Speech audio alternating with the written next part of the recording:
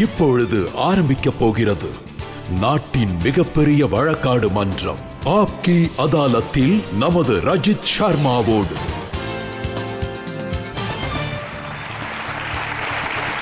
வணக்கம். Thank you very much. ஆப்கி அதாலத்தில் இன்னைக்கு நம்மளோட விருந்தாளி இவர் ஒரு கிரிக்கெட்டர். நீங்க அவருக்கு பாசம், மரியாதை, புகழ கொடுத்திருக்கீங்க.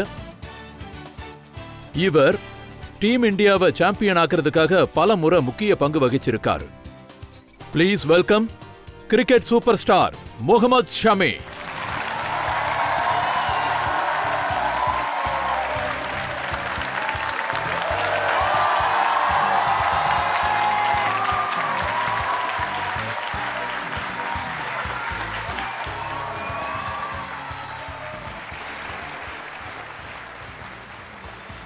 அதே மாதிரி ஆப்கி அதாலத்தில் இன்றைய ஜட்ஜ் ரொம்ப சிறப்பானவர். இவரை நீங்க டிவியில இன்டர்நேஷனல் அம்பையரா பல முறை பார்த்திருப்பீங்க. ஐபிஎல்ல அதிகமான மேட்சஸ்ல அம்பையரிங் செய்த சாதனை படைச்சிருக்காரு. Please welcome umpire Anil Chowdhury.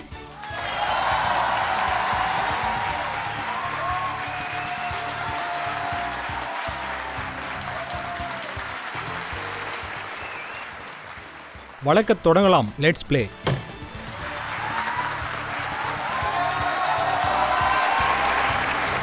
ஆப்கி அதாலத்தில் இன்னைக்கு நம்ம விசாரணையை தொடங்கலாம். முதல் குற்றச்சாட்டு முகமது ஷமி மீது.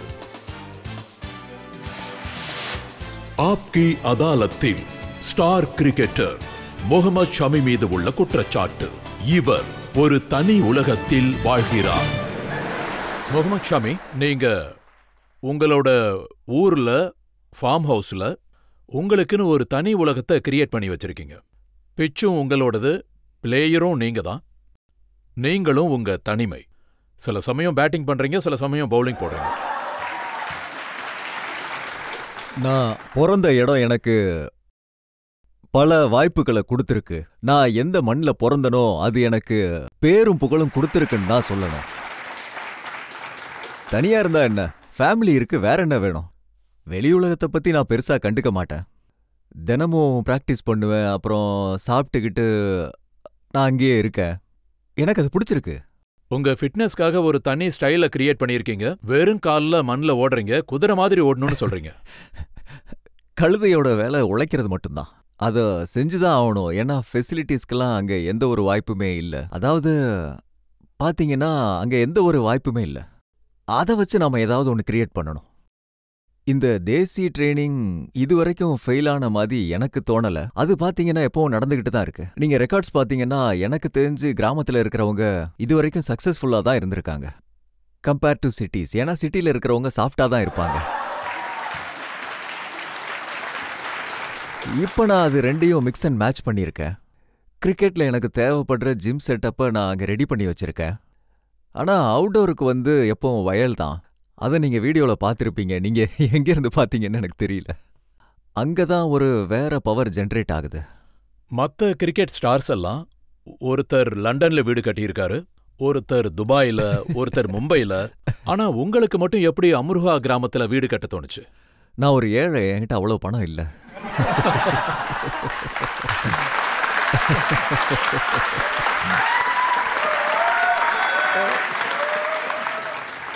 கிடைச்சதை வச்சு நான் சந்தோஷமா இருக்கேன். அதோட இன்னொரு பெரிய விஷயம், நாம எங்க பிறக்கிறோமோ, எங்க நம்மளோட குழந்தை பருவம் இருந்ததோ, எங்க நம்ம வளர்ந்து பெரிய ஆளா ஆனமோ, அந்த இடத்த நாம ஏன் விடணும்?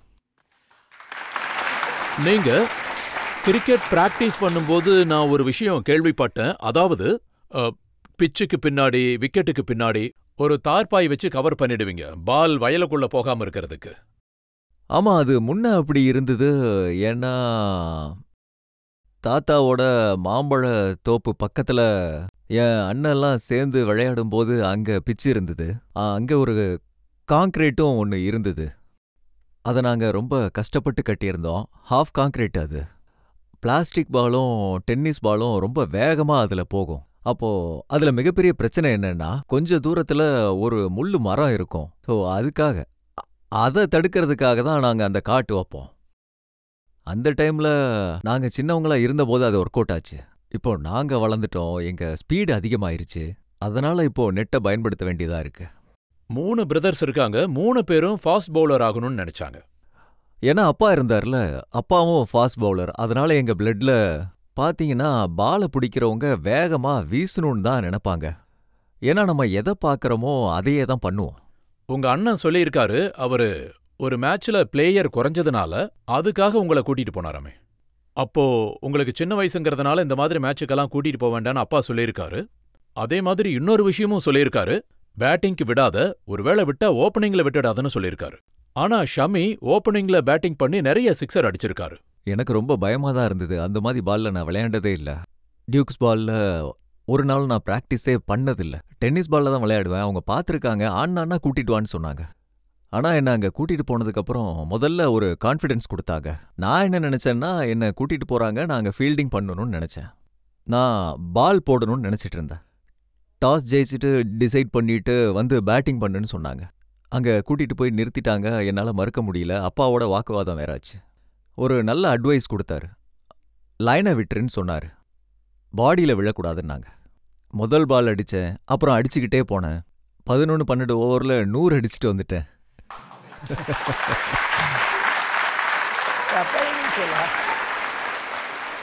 அதுக்கப்புறம் உங்களுக்கு மேட்ச் விளையாட வாய்ப்பு கிடைச்சுக்கிட்டே இருந்தது. அப்புறம் பயங்கர டிமாண்ட் ஆயிருச்சு. ஏன்னா முதல் தடவை நாம அப்படி பண்ணிட்டா பயங்கர டிமாண்ட்ல இருப்போம்ல. இவன் பின்னாடி இல்ல முன்னாடி நின்று ஆட வேண்டிய பேட்ஸ்மேன் தாங்க. பட் நான் ஸ்டார்ட் பண்ணும்போது லோக்கல்ல தெரிஞ்சவங்களுக்கு நான் பேட்டிங் தான் பண்ணுவேன்னு தெரியும். பவுலிங் நான் அதுக்கப்புறம் தான் ஆரம்பிச்சேன். ஆனா நான் பவுலிங் ஆரம்பிச்சப்போ முதல் நாள்ல இருந்தே வேகமா போட ஆரம்பிச்சேன். ஆனா ட்ரை பண்ணினது தான், நான் ஃபாஸ்ட் பவுலிங் தான் போடணும்னு நினைச்சேன். இப்பவும் நாங்க உங்க பேட்டிங்கை பார்த்துருக்கோம். 2 முறை நீங்க 50 அடிச்சிட்டீங்க.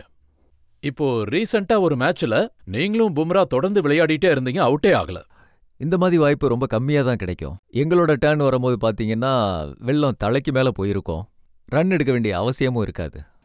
ஆனா 250, அதுவும் இங்கிலாந்துல, அதாவது ஒவ்வொருத்தருக்கும் ஒரு ட்ரீமா இருக்கும் இங்கிலாந்துல 50 அடிக்கிறது. அது எனக்கு கிடைச்சது. ஷமி, நீங்க அம்ருஹால இருக்கீங்க, முராதாபாத்ல இருக்கீங்க. இந்த ஏரியா வந்து உத்தரப்பிரதேஷ்ல வருது. ஆனா உத்தரப்பிரதேஷ் டீம்ல உங்களுக்கு வாய்ப்பு கிடைச்சதே இல்லையா? சார் அது ஒரு பெரிய ஸ்டோரி. நான் ட்ரை பண்ணேன், ஆனா அவங்களுக்கு என்னோட ஸ்கில் பிடிக்கவே இல்லை. சரி நாம வேற எங்கேயாவது ட்ரை பண்ணலான்னு நினைச்சேன். அப்புறம் கல்கட்டாக்கு மூவ் ஆனேன். அங்க லீக் சிஸ்டம் இருக்கு. அங்க நமக்கு லீக் மேட்ச் விளையாட வாய்ப்பு கிடைக்கும், பர்ஃபார்மன்ஸ் பண்றதுக்கு டைம் கிடைக்கும். 2-3 வருஷத்துக்கு அப்புறம் நான் அங்க பர்ஃபார்ம் பண்ணும்போது 9-10 மேட்ச்ல 40 விக்கெட் எடுத்தேன். அப்பதான் அவங்க கேம்ப்ல சேர்த்துக்கிட்டாங்க.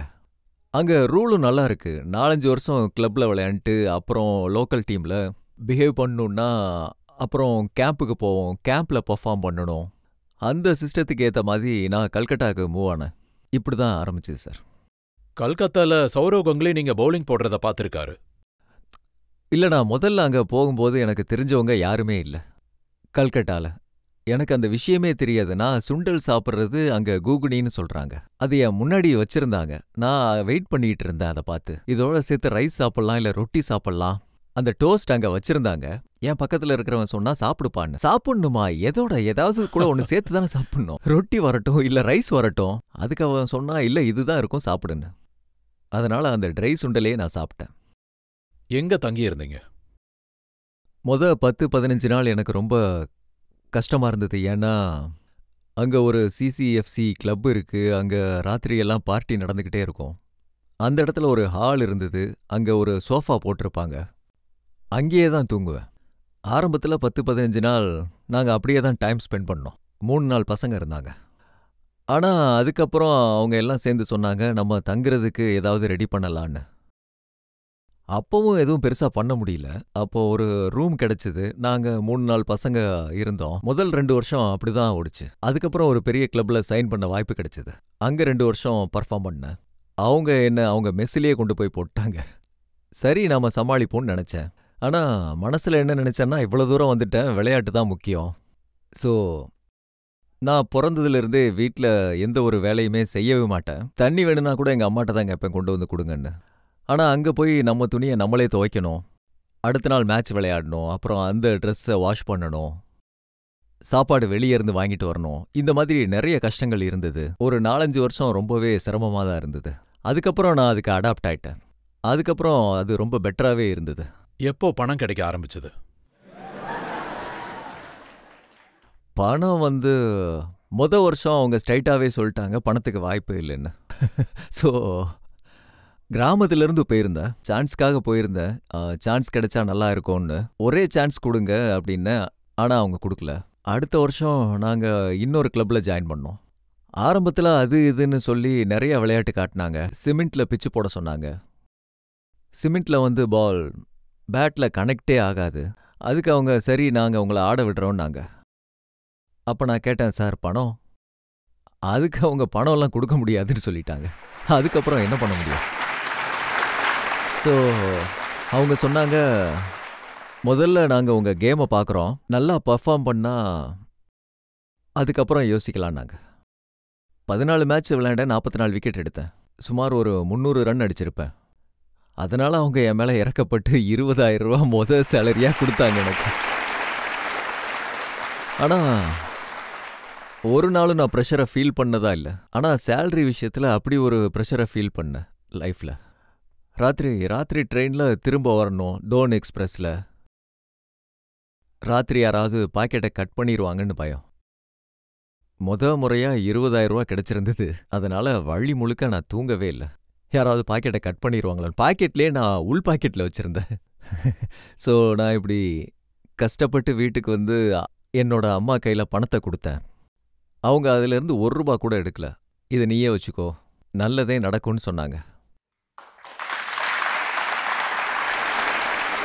உங்களோட கரியரை பார்த்தோம்னா, ஒரு பிளேயர் கம்மியா இருக்கிறதால உங்களுடைய அண்ணன் உங்களை கூட்டிட்டு போன மாதிரி, உங்களுக்கு கிடைச்ச வாய்ப்பு எல்லாமே ரஞ்சிலையும் ஒரு பிளேயருக்கு இன்ஜூரி ஆனதால தான் நீங்க உள்ள போயிருக்கீங்க.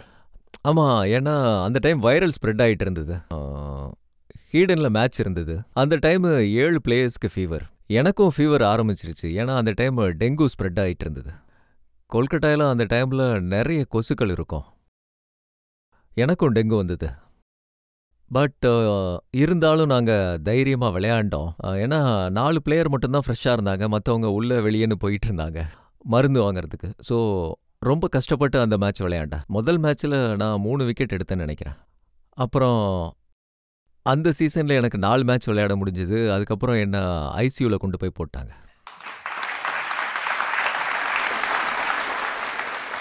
வாய்ப்பு கிடைச்சதும் நீங்க 9 விக்கெட் எடுத்து ஒரு ரெக்கார்ட் பண்ணிட்டீங்க. ஆமாம், அது டெஸ்ட் மேட்ச் டெபியூவில் நடந்தது. எல்லாத்தோட பெரிய விஷயம் என்னன்னா, நம்ம அந்த கிரவுண்டில் விளையாண்டுருக்கோம். நம்ம ஹோம், அது நம்மளோட ஓன் கிரவுண்டு. அதை பெட்டராக யூஸ் பண்ணிக்கலாம். அந்த விஷயம் நான் என்ன ப்ரிப்பேர் பண்ணிட்டு போறேனோ அந்த விஷயத்தையே மறந்து போயிட்டேன். சச்சின் அண்ணன் என் தோள் மேலே கையை வச்சோன்னே நான் எல்லாத்தையும் மறந்தே போயிட்டேன். ஏன்னா அது வரைக்கும் நான் அவரை டிவியில் தான் பார்த்துருந்தேன். அப்படி இருக்கும்போது நான் அவரை நேரில் பார்க்குறேன். என் தோள் மேலே கையை வச்சு பேசும்போது நான் எல்லாத்தையுமே மறக்கிறேன். இது வரைக்கும் என்ன பண்ணிக்கிட்டு இருந்தியோ அதையே பண்ணுனார்.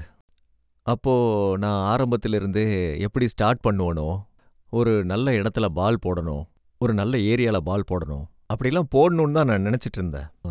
அதாவது அவரை பார்த்ததுக்கப்புறம் எல்லாத்தையும் மறந்துட்டேன். ஷமி, உனக்கும் ஒரு டைம் வரும்னு உங்ககிட்ட சச்சின் டெண்டுல்கர் சொல்லியிருக்காரு. அதாவது நீங்க சச்சின் டெண்டுல்கரை நேரில் பார்த்துருப்பீங்க. அவர்கிட்ட அப்படி என்னதான் குவாலிட்டி இருக்கு? ரன் அடிச்சுக்கிட்டே இருப்பாரு, ஒரு மெஷின் மாதிரி அடிப்பாரு. சச்சின் அண்ணனுக்குள்ள இருந்த அந்த ரன்னுன்ற பசியை நீங்க எல்லாருமே பார்த்துருப்பீங்க. அவர் கிரேட். உண்மைதான், அதுல எந்த சந்தேகமும் இல்லை. 2019 உங்களுக்கு ஒரு வாய்ப்பு கிடைச்சது. அதாவது புவனேஸ்வர் குமார் இன்ஜூர்ட் ஆனப்ப. என்னோட லைஃப்ல இந்த மாதிரி தான் நிறைய நடந்திருக்கு. இப்படிதான் நடந்திருக்கு. 2019 வேர்ல்டு கப் நடந்தப்போ இங்கிலாண்டில் நாங்கள் விளையாண்டுட்டு இருந்தோம். அந்த வருஷம் எனக்கு அடிபட்டப்போ தான் அந்த வாய்ப்பு எனக்கு கிடைச்சிது. ஆனால் அந்த வருஷம் பார்த்தீங்கன்னா 2019 வேர்ல்ட்லே ஹையஸ்ட் விக்கெட் டேக்கர் நான் தான். அந்த நேரத்தில் எப்போ எனக்கு வாய்ப்பு கிடைக்கும்னு லைனில் நின்றுருந்தேன். ஏன்னா அதிகமான விக்கெட்ஸு நான் தான் எடுத்தேன். நான் ஒரு விஷயத்தை தான் நம்புகிறேன்.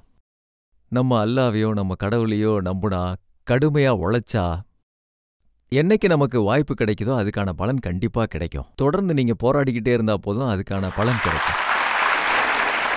அப்புறம் 2022 பூம்ரா இன்ஜூர்ட் ஆனப்ப உங்களுக்கு ஒரு வாய்ப்பு கிடைச்சது. நீங்க 150, 153 வேகத்துல பால் போட்டிருக்கீங்க. சார் அது பவர் ஜென்ரேட் பண்ற விஷயம். நீங்க பாத்தீங்கன்னா இந்த ஐசிசி ஈவெண்ட்ஸ் எல்லாமே நான் வெயிட்டே பண்ண மாட்டேன் எனக்கு அந்த வாய்ப்பு எப்போ கிடைக்கும்னு. ஆனா எனக்கு அந்த வாய்ப்பு கிடைச்சப்போ நான் கடவுளுக்கு நன்றி சொல்லிக்கிறேன். அதாவது நான் என்னால முடிஞ்ச அளவுக்கு செஞ்சிட்டேன். மேல இருக்கிறவரு கொஞ்சம் லேட் பண்ணிட்டாரு. 2023லயும் 2023 ஹர்திக் பாண்டியா இன்ஜூர்ட் ஆகாம உங்களுக்கு வாய்ப்பு கிடைச்சிருக்காது. ஆனா அப்படி கிடைச்ச வாய்ப்பை நீங்க சும்மா விடல. அதுதான் நான் சொல்றேன். ஈவன் எனக்கு தெரிஞ்சு இதுலயும் எனக்கு ஏதாவது நல்லது நடக்கும்னு நினைச்சேன். ஏன்னா அதாவது புனேல மேட்ச் நடந்துட்டு இருந்தது. புனேல மேட்ச் இருந்தது. ஹார்திக் விளையாடல, நான் தான் அந்த மேட்ச் விளையாண்டேன். ஆனால் காலையில் அவன் சொன்னான், எனக்கு இப்போ நல்லா இருக்கு, சாரி நான் விளையாடணுன்னு சொன்னான்.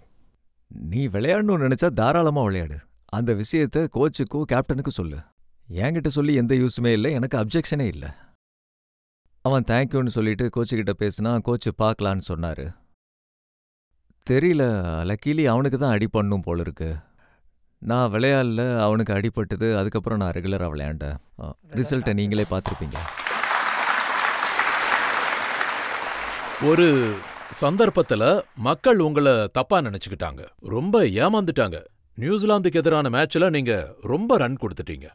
ஒவ்வொரு நாளும் என்னோட நாளாக இருக்காது. என்னால் ஆன முயற்சி கண்டிப்பாக பண்ணுவேன். நான் எப்போவும் என்ன நினைப்பேன்னா, என்னால் முடிஞ்ச பெஸ்ட்டை கொடுக்கணும். போகிற இடத்துல மோர் தென் 100% கொடுக்கணும்னு நினைப்பேன். என்னோட கண்ட்ரிக்காக எவ்வளோ கான்ட்ரிபியூட் பண்ண முடியுமோ அந்த அளவுக்கு நான் கண்டிப்பாக பண்ணுவேன். இவ்வளவு நீண்ட பயணம் பண்ணி இங்க வந்திருக்கீங்க. அதோட விளைவு எப்படி இருக்குன்னு இங்க இருக்கிறவங்கள கேட்கலாம். நீங்க ஷமியோட லைஃபை பத்தி ஏதாவது கேள்வி கேட்கணும்னா தாராளமா கேட்கலாம். என்னோட கேள்வி என்னன்னா சார், ஒரு டைம்ல அதாவது மேட்ச்ல நீங்க ஜூஸ் குடிக்கிற மாதிரி ஒரு வீடியோ வைரல் ஆச்சு. அந்த நேரத்தில் உங்களை ரொம்பவே ட்ரோல் பண்ணாங்க. அந்த மாதிரி சுச்சுவேஷனை எப்படி ஹேண்டில் பண்ணுவீங்க? என்னோட மதத்தில், என்னோட முஸ்லீம் சமுதாயத்தில் எனக்கு சில சலுகைகள் இருக்கு. நான் அந்த நோன்பை அப்புறமா வச்சுக்கலானாலும், அதை அப்புறம் கூட கம்ப்ளீட் பண்ணலானாலும், நான் கண்டிப்பாக அந்த விஷயத்தை பண்ணுவேன். அது என்னோட மக்களுக்கும் என்னோட நாட்டுக்கும் அது பயனுள்ளதா இருந்தா அதுதான் எனக்கு முதல்ல முக்கியம். என்னோட மதத்தில் எப்பயுமே சொல்லப்பட்டிருக்கு, இந்த மாதிரி சிச்சுவேஷனில் நீங்கள் ட்ராவல் பண்ணிட்டு இருந்தாலோ இல்லை வெளியில் இருந்தாலோ தவிர்க்க முடியாத சிச்சுவேஷன் இருந்தால் கண்டிப்பாக நீங்கள் அதை தவிர்க்கலாம் அப்படின்னு. நோன்பை நம்ம அப்புறம் கூட வச்சுக்கலாம், அதுக்கப்புறம் நாங்கள் அதை கம்ப்ளீட் பண்ணுவோம். எங்கள் முஸ்லீம் சமுதாயத்தில் ஃபாலோ பண்ணுற விஷயம், நோயாளியோ இல்லை வேற காரணத்தாலேயோ அதை விட முடிஞ்சா அதுக்கப்புறம் நம்ம அதை கம்ப்ளீட் பண்ணிக்கலாம். அப்படி ஒரு ஆப்ஷன் இருக்கு. இப்போ ரீல் வைரல் ஆயிருச்சு இல்லை அந்த வீடியோ வைரல் ஆயிருச்சுன்றதுக்காக நான் அதெல்லாம் பெருசாக கண்டுக்கவே மாட்டேன். என்னை பொறுத்த வரைக்கும் நான் முதல்ல நம்ம நாட்டை தான் பார்ப்பேன். அதுக்கப்புறம் தான் அதாவது ஏன்னா அது 50 ஓவர் மேட்ச். ஒரு 2-4 நிமிஷம் விளையாடுற விளையாட்டு இல்லை. நம்ம போய் ரெஸ்ட் எடுத்துட்டு வர்றதுக்கு ரூல்ஸ் ரெகுலேஷன் நிறைய இருக்கு. நம்ம போய் ரெஸ்ட் எடுத்துட்டு வர முடியாது. ஸோ அந்த சிச்சுவேஷனுக்கு ஏற்ற மாதிரி என்னோட கண்ட்ரிக்கு தான் என்னோட முதல் ப்ரியாரிட்டி. நம்ம கண்ட்ரிக்காக தான் நான் நோன்பை விட்டேன். அதுக்கப்புறம் அதுக்கான பெனாலிட்டியை ஃபாலோ பண்ணி நான் அதை கம்ப்ளீட் பண்ணுவேன். அந்த விஷயம் எனக்கு தெரியும், என்னோட ஃபேமிலிக்கு தெரியும், என் மனசுக்கு தெரியும், அவருக்கு தெரியும். நான் யாருக்கும் ஜஸ்டிஃபை பண்ண விரும்பவே இல்லை. ஷமி, எனக்கு நல்லா ஞாபகம் இருக்கு, பரேலியில ஒரு மௌலானா ஃபத்வா விட்டாரு, நீங்க ஒரு பெரிய பாவம் பண்ணிட்டீங்கன்னு. அதுக்கு நான் எக்ஸ்பிளனேஷன் கொடுக்குறேன். அதாவது ஒருவேளை நீங்க அந்த சேர்ல உட்கார்ந்த போது அப்படி ஒரு ஸ்டேட்மெண்ட் கொடுக்குறீங்கன்னா எனக்கு தோணுது நீங்க ஃபேமுக்கும் நேமுக்கும் தான் பண்றீங்கன்னு. அதெல்லாம் என்னை எதுவுமே பாதிக்க போறதில்லை. நான் அதை யோசிக்கிறதே இல்லை. அதிகமா உங்களை பத்தி பேசப்பட்டது யாருன்னு பாத்தீங்கன்னா பாகிஸ்தான் மக்கள் தான். அனலைஸ் பண்ணி பார்த்தா பாகிஸ்தான்ல அவங்க உங்களை ஷமி கபாப்னு பேச ஆரம்பிச்சுட்டாங்க. நான் இங்க இங்கிலாந்துக்கு எதிராக விக்கெட் எடுத்த போது அங்க கபாப் பேண்ட் ஆயிடுச்சு. சில பேர் என்னை கபாப் ஆகி சாப்பிடணும்னு நினைக்கிறாங்க. அதாவது இப்போ இருக்கிற சோஷியல் மீடியா பார்த்தீங்கன்னா அதை நம்மளால கணிக்கவே முடியாது. இங்க இருக்கிறவங்க பேசுறாங்களா இல்லை அங்க இருக்கிறவங்க பேசுறாங்களான்னு. என்னை பொறுத்த வரைக்கும் அப்படி ஒரு சிச்சுவேஷன் வந்ததுன்னா அதை இக்னோர் பண்ணணும்னு தான் நினைப்பேன். அதை நாம கண்டுக்கவே கூடாது. பாகிஸ்தான் டீமோட விக்கெட் எடுத்தப்போ என்ன சொன்னாங்கன்னா, ஷமி எந்த பால்ல பவுலிங் போடுறாரோ அதுல சிப் இருக்குன்னு சொன்னாங்க. அம்பையர் சார் இங்கே உட்காந்துருக்காரு. அவங்க தான் பாலை செலக்ட் பண்ணி எடுத்துட்டு வருவாங்க. மக்களுக்கு ஆக்சுவலி இதெல்லாம் தெரியாது. அண்ட் எனக்கு என்ன தோணுதுன்னா, இதெல்லாம் வெறும் ஜெலசி தான், வேற எதுவுமே இல்லை. ஏன்னா நாங்க பெர்ஃபார்ம் பண்ணும்போது, நாங்க பேட்டிங் பண்ணும்போது முன்னாடி உள்ளவனுக்கு வயிறு எரியுது. ஸோ என்னை பொறுத்த வரைக்கும் இது ஒரு சென்ஸான விஷயமே இல்லை. நம்ம ஒரு நல்ல பிளாட்ஃபார்ம்ல பர்ஃபார்ம் பண்ணிக்கிட்டு இருக்கோம், நல்ல லெவல்ஸ் அடிச்சிருக்கோம், நேஷனல்ஸ் பண்ணியிருக்கோம்.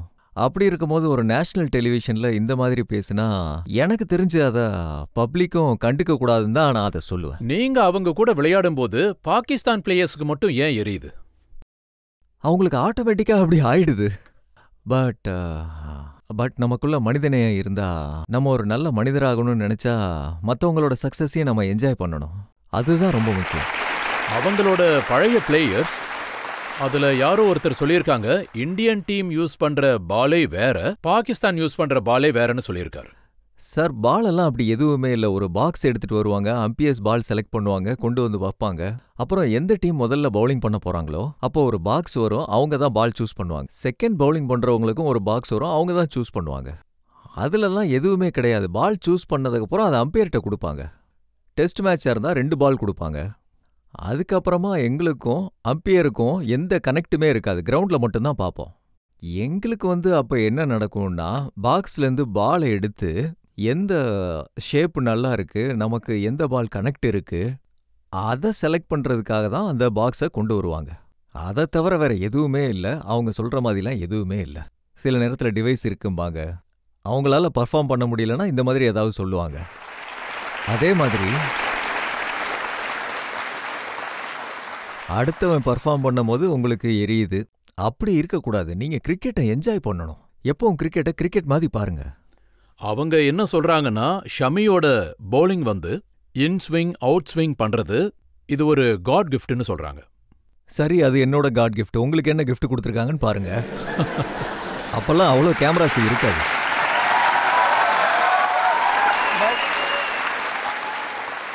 அதாவது நம்மளே ஒரு ஸ்கில்ஸை உருவாக்கிக்கிட்டோம்ல. நான் பண்ணலனாலும் அட்லீஸ்ட் காட் எனக்கு அதை கொடுத்துருக்காருல்ல. நான் அதை வச்சு கடுமையா உழைக்கிறேன். அதை நீங்க பார்க்கலாம்ல, நான் எந்த அளவுக்கு உழைக்கிறேன்னு. ஒரு விஷயம் நமக்கு அவ்வளோ சுலபமாலாம் கிடைச்சிராது. ஒரு பாலை நீங்க பர்ஃபெக்டா போடணும்னா லட்சக்கணக்கில் நீங்க பிராக்டிஸ் பண்ணணும். அந்த கடுமையான உழைப்பை ரொம்ப சாதாரணமா பேசிடுறீங்க, வாய்க்கு வந்ததை பேசுறீங்க. அப்படிலாம் இருக்கவே கூடாது. நான் எப்பவும் சொல்லுவேன், யாராவது கடுமையா உழைக்கிறாங்கன்னா நீங்க அவங்களுக்கு சப்போர்ட் பண்ணணும், காலை பிடிச்சு இழுக்கக்கூடாது. ஒருவேளை உங்களுக்கு அந்த ஸ்கில் பிடிச்சிருந்தா பாராட்டுங்க. உங்க வீட்டில இருந்து எதையுமே எடுத்து கொடுக்கல, அப்படிதான் இருக்கணும். அதை விட்டுட்டு எல்லாத்தையும் குறை கண்டுபிடிக்கிற ஒரு மென்டாலிட்டியா எப்பயுமே இருக்கக்கூடாது சார். அப்புறம் இன்னொரு விஷயமும் ஞாபகம் இருக்கு. நீங்க பாகிஸ்தானுக்கு எதிராக விளையாடிட்டு வந்ததுக்கு அப்புறம் உங்க கிராமத்துல 50,000 பேர் ஒன்னு சேர்ந்துட்டாங்களாமே.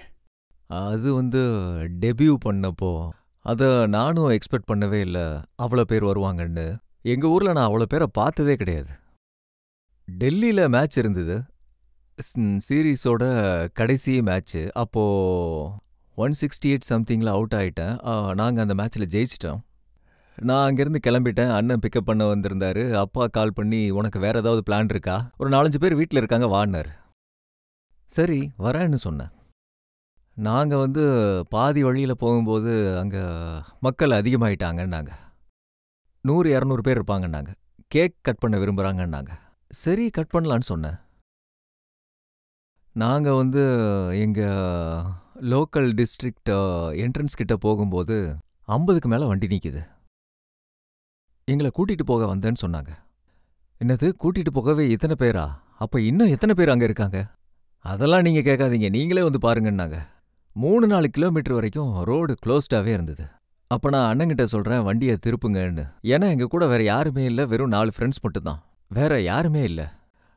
நான் அப்பாவுக்கு ஃபோன் பண்ணேன். அப்பா என்னாச்சுப்பான்னாரு. நீ கதை சொல்லாத, வந்து சேருனார்.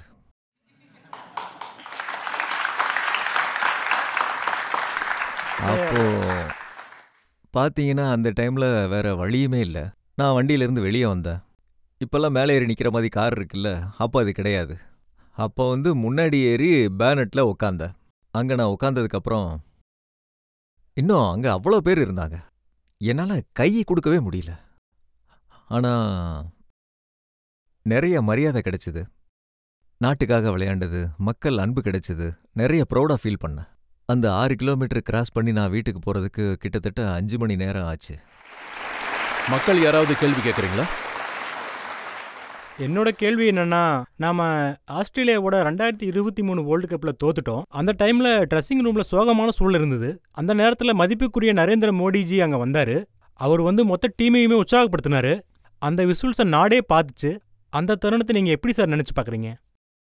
ஒரு நல்ல பர்ஃபார்ம் பண்ணிட்டு நான் ஸ்டாப்பாக விளையாண்டு அந்த மேட்ச்ல சடனா தோத்துட்டா, அதுவும் கப்பு வாங்குற நேரத்தில் கடைசி நேரத்தில் தோத்தா, அவ்வளோ உழைப்ப போட்டமேன்னு நமக்கு வலிக்க தான் செய்யும். அது ரொம்பவே கஷ்டமான டைம் தான். ஏன்னா அது நம்ம மனசை அக்செப்டே பண்ணிக்காது. எங்க தப்பு நடந்துச்சு, நாம எங்க பெட்டர் பண்ணியிருக்கணும், அந்த விஷயங்கள் நம்ம மைண்டில் ஓடிக்கிட்டே இருக்கும் கேம் விளையாண்டதுக்கு அப்புறம். ஸோ ஏன்னா அது நமக்கு கிடைச்ச ஒரு அற்புதமான வாய்ப்பு. அந்த டைம் நாங்கள் ரொம்பவே லோ ஆயிட்டோம். பர்சனலி நான் என்ன நினச்சேன்னா, கைக்கு எட்டினது நமக்கு வாய்க்கு எட்டாமல் போயிருச்சேன்னு. நாம் அவ்வளோ நல்லா பர்ஃபார்ம் பண்ணி கடுமையாக உழைச்சு கடைசி நேரத்தில் அது நமக்கு கிடைக்காம போய் ரொம்ப கஷ்டமாக இருக்கும். ஆனால் அந்த மாதிரி டைமில் அங்கே பிரதமர் வந்திருந்தாரு. நான் உள்ளே உட்காந்துருந்தேன். அவர் வரப்போகிற விஷயம் எனக்கு தெரியாது, யாருக்குமே தெரியாது. நான் உள்ளே உட்காந்துட்டு ஷூ சேஞ்ச் பண்ணிக்கிட்டு இருந்தேன். அந்த ஷூவையும் எவ்வளோ ஸ்லோ மோஷனில் மாட்டிகிட்டு இருந்தேன்னா, அந்த நேரத்தில் மைண்டே ஓடல, ஒரு நம்னஸ் மாதிரி இருந்தது. அப்போ யாரோ சொன்னாங்க, சார் வந்திருக்காங்கன்னு. சரி வரட்டும் விடுன்னு. எனக்கு மூடு சரியில்லை, நான் என்ன பண்ணுறது? சார் வந்திருக்காங்கன்னாங்க. 2-3 தடவை அப்படியே சொன்னும் போது யார் வந்திருக்காங்கன்னு.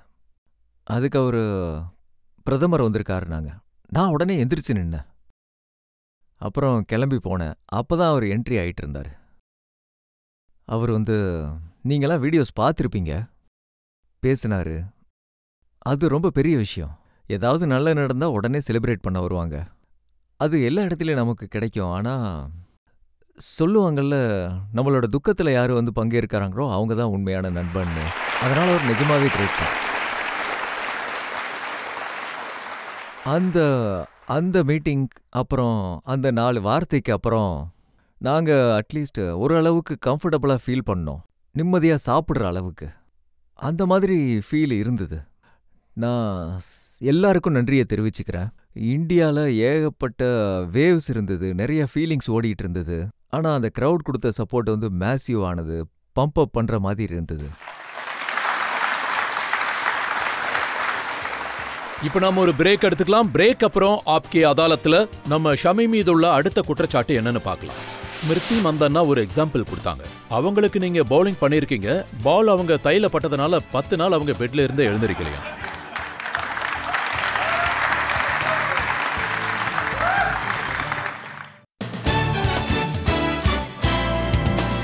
Welcome back. ஆப்கே அதாலத்துல இன்னைக்கு நாம விசாரணை நடத்திட்டு இருக்கோம், கேள்வி கேட்டுட்டு இருக்கோம். கிரிக்கெட் உலகத்தின் சூப்பர் ஸ்டார் முகமது ஷமி கிட்ட ஆப்கே அதாலத்துல அடுத்த குற்றச்சாட்டு. ஆப்கி அதாலத்தில் ஸ்டார் கிரிக்கெட்டர் முகமது ஷமி மீது உள்ள குற்றச்சாட்டு. இவர் எல்லோரையும் பயமுறுத்துகிறார். ஷமி, எல்லா கிரிக்கெட்டர்ஸும் சொல்றாங்க ஷமியோட பவுலிங் எல்லாரையும் பயமுறுத்துதுன்னு. உடஞ்சிருமோ பொழந்துருமோ, பால் முகத்துல படும், கை மேல படும், எங்க படும்னே தெரியாம எல்லாரும் உங்க பாலை பார்த்து பயப்படுறாங்க. சார், நான் என் வேலையை தான் பார்க்குறேன். நான் போய் யாரை பயமுறுத்த போறேன் சொல்லுங்க? இப்படியெல்லாம் யாரு குற்றச்சாட்டு சுமத்துறாங்க? நான் ஒத்துக்கிறேன், நாம 140 ஸ்பீட்ல பால் போட்டா பால் யாருக்கா இருந்தாலும் டிஃபிகல்ட்டிஸ் இருக்கும். ஆனா அடிக்கிற விஷயத்துல டார்கெட் பண்ணப்படும். அப்படி பார்த்தா என்னோட லிஸ்ட்ல ஒரு பிளேயர் இருக்காரு, என்னோட டார்கெட் லிஸ்ட்ல. அவரு என் கூட கிட்டத்தட்ட 20 வருஷமா இருக்கார், ரிதிமான் ஷா. ஒருவேளை அவன் நெட்டுக்கு வந்தா பால் நான் அடிப்பா, அது அவனுக்கும் தெரியும், எனக்கும் தெரியும்.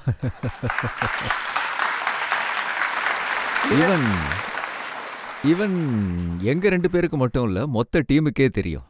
ஒருவேளை அவனுக்கு இவன் போனா பவுன்சர் அடிப்பான்னு தெரியும். ஏன்னா நல்லா தெரியும் அவன் ரொம்ப ஃப்ளெக்சிபிளா இருப்பான்னு. அதாவது ஒரு பிளேயர் ஒரு நல்ல ஷாட் அடிச்சான்னா நல்லா இருக்கும்ல. பரவாயில்ல ஷாட் அடிச்சிட்டான், பீட் ஆகி இப்படி பயந்தா அதுவும் நல்லா இருக்கும்ல. என்ன லெஃப்ட் பண்ணுவான். அவனுக்குள்ள ஒரு வித்தியாசமான ஃப்ளெக்சிபிலிட்டி இருக்கு. அவன் எப்படி பெண்ட் ஆவான்னா, நம்ம முன்னாடி போனா அவன் பின்னாடி பெண்ட் ஆவான். அதனால அவன் எனக்கு பவுன்சர் அடிக்கிறது ரொம்பவே பிடிக்கும். ஆனா அவன் கண்டுக்கவே மாட்டான். நெட்ல நமக்கு அப்படிப்பட்ட பேட்ஸ்மேன் கிடைச்சா வேற என்ன வேணும்? உண்மையை சொன்னா அவன் என்னோட பெட்ஸ் படின்னு தான் சொல்லணும். ரோஹித் சர்மாவும் கம்ப்ளைண்ட் பண்றாரு, அவர் உலகத்திலேயே ரொம்ப டேஞ்சரான பேட்ஸ்மேனும் கூட. சரி, நீங்க என்கிட்ட ஒரு விஷயம் சொல்லுங்க. நீங்க நெட்ஸ்ல என்கிட்ட சொன்னா பவுன்சர் அடிக்க கூடாதுன்னா, அப்ப நான் எப்பதான் பவுன்சர் அடிப்பேன்னு சொல்லுங்க. என் முன்னாடி பேட்ஸ்மேன் இருந்தா தானே என்னால அந்த பிராக்டிஸ் பண்ண முடியும். என்னோட வேலை 1-2 பவுன்சர்ஸ் என்னால அடிக்க முடியும். நான் அதை தான் பண்றேன். அதை அப்படி ரோஹித் சொன்னதை நான் உங்களுக்கு படிச்சு காட்டுறேன். ரோஹித் என்ன சொல்லியிருக்காருன்னா, அவருக்கு நெட்ல பல தடவை சொல்லிட்டேன் பவுன்சர் அடிக்க வேண்டான்னு. ஆனா அவருக்கு ரொம்ப பிடிக்கும். ஆனா கீழே இருந்து அடிங்க, மேல அடிக்க வேண்டாம்னு சொல்லியிருக்காரு. அது 1-2 பவுன்சர்ஸ் அடிக்க தான் செய்வோம். ஆனா என்னோட பேரை தான் ரொம்ப கெடுத்து வச்சிருக்காங்க. அப்புறம் பாத்தீங்கன்னா ஸ்மிருதி மந்தானா ஒரு எக்ஸாம்பிள் கொடுத்திருக்காரு. அவங்களுக்கு நீங்க பவுலிங் பண்ணிருக்கீங்க. பால் அவங்க தைல பட்டதுனால 10 நாள் அவங்க பெட்ல இருந்து எழுந்திருக்கலையா.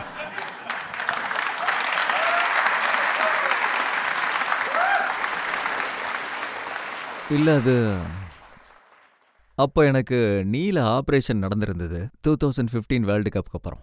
ஸோ ரீஹாப் நடந்துட்டு இருந்தது. விமன்ஸ் டீம் வந்திருந்தாங்க என்சியில் ப்ராக்டிஸ் பண்ணுறதுக்காக. அப்போது ஃபிசியோ சொல்லியிருந்தாரு, நீங்கள் 4-5 ஓவர் போடணும், ஷார்ட் ஸ்டெப்பில் போடணும், 4-6 அடியில் போடணுன்னு. நான் இங்கே ஒரு மேட்ச் நடக்குது, இவங்களுக்கு போடலாமான்னு கேட்டேன். ஏன்னா தனியாக பவுலிங் போடுறது எனக்கு போர் அடிக்கும். எனக்கு ஒரு பேட்ஸ்மேன் வேணும். அவங்களும் 4-5 அடியில் என்ன போட போகிறான்னு நினச்சாங்க. அது மட்டும் இல்லை, காலில் சர்ஜரி வேற நடந்திருக்கு. ஸோ நான் அந்த பொண்ணுகிட்டையும் கேட்டேன், 4-5 ஸ்டெப்பில் போடுவேன், ஓகேவான்னு. அவங்களும் ஓகேனாங்க. அவங்க ஸ்விங்காக மாறணும்னு அவங்க கூட எக்ஸ்பெக்ட் பண்ணவே இல்லை. அவங்களுக்கு பேஸ் ஐடியா தானே தெரியும், 30 யார்ட்லேருந்து ஓடி வந்து போடுவாங்கன்னு. அவங்க அப்படி தான் ஷார்ட் பண்ணாங்க.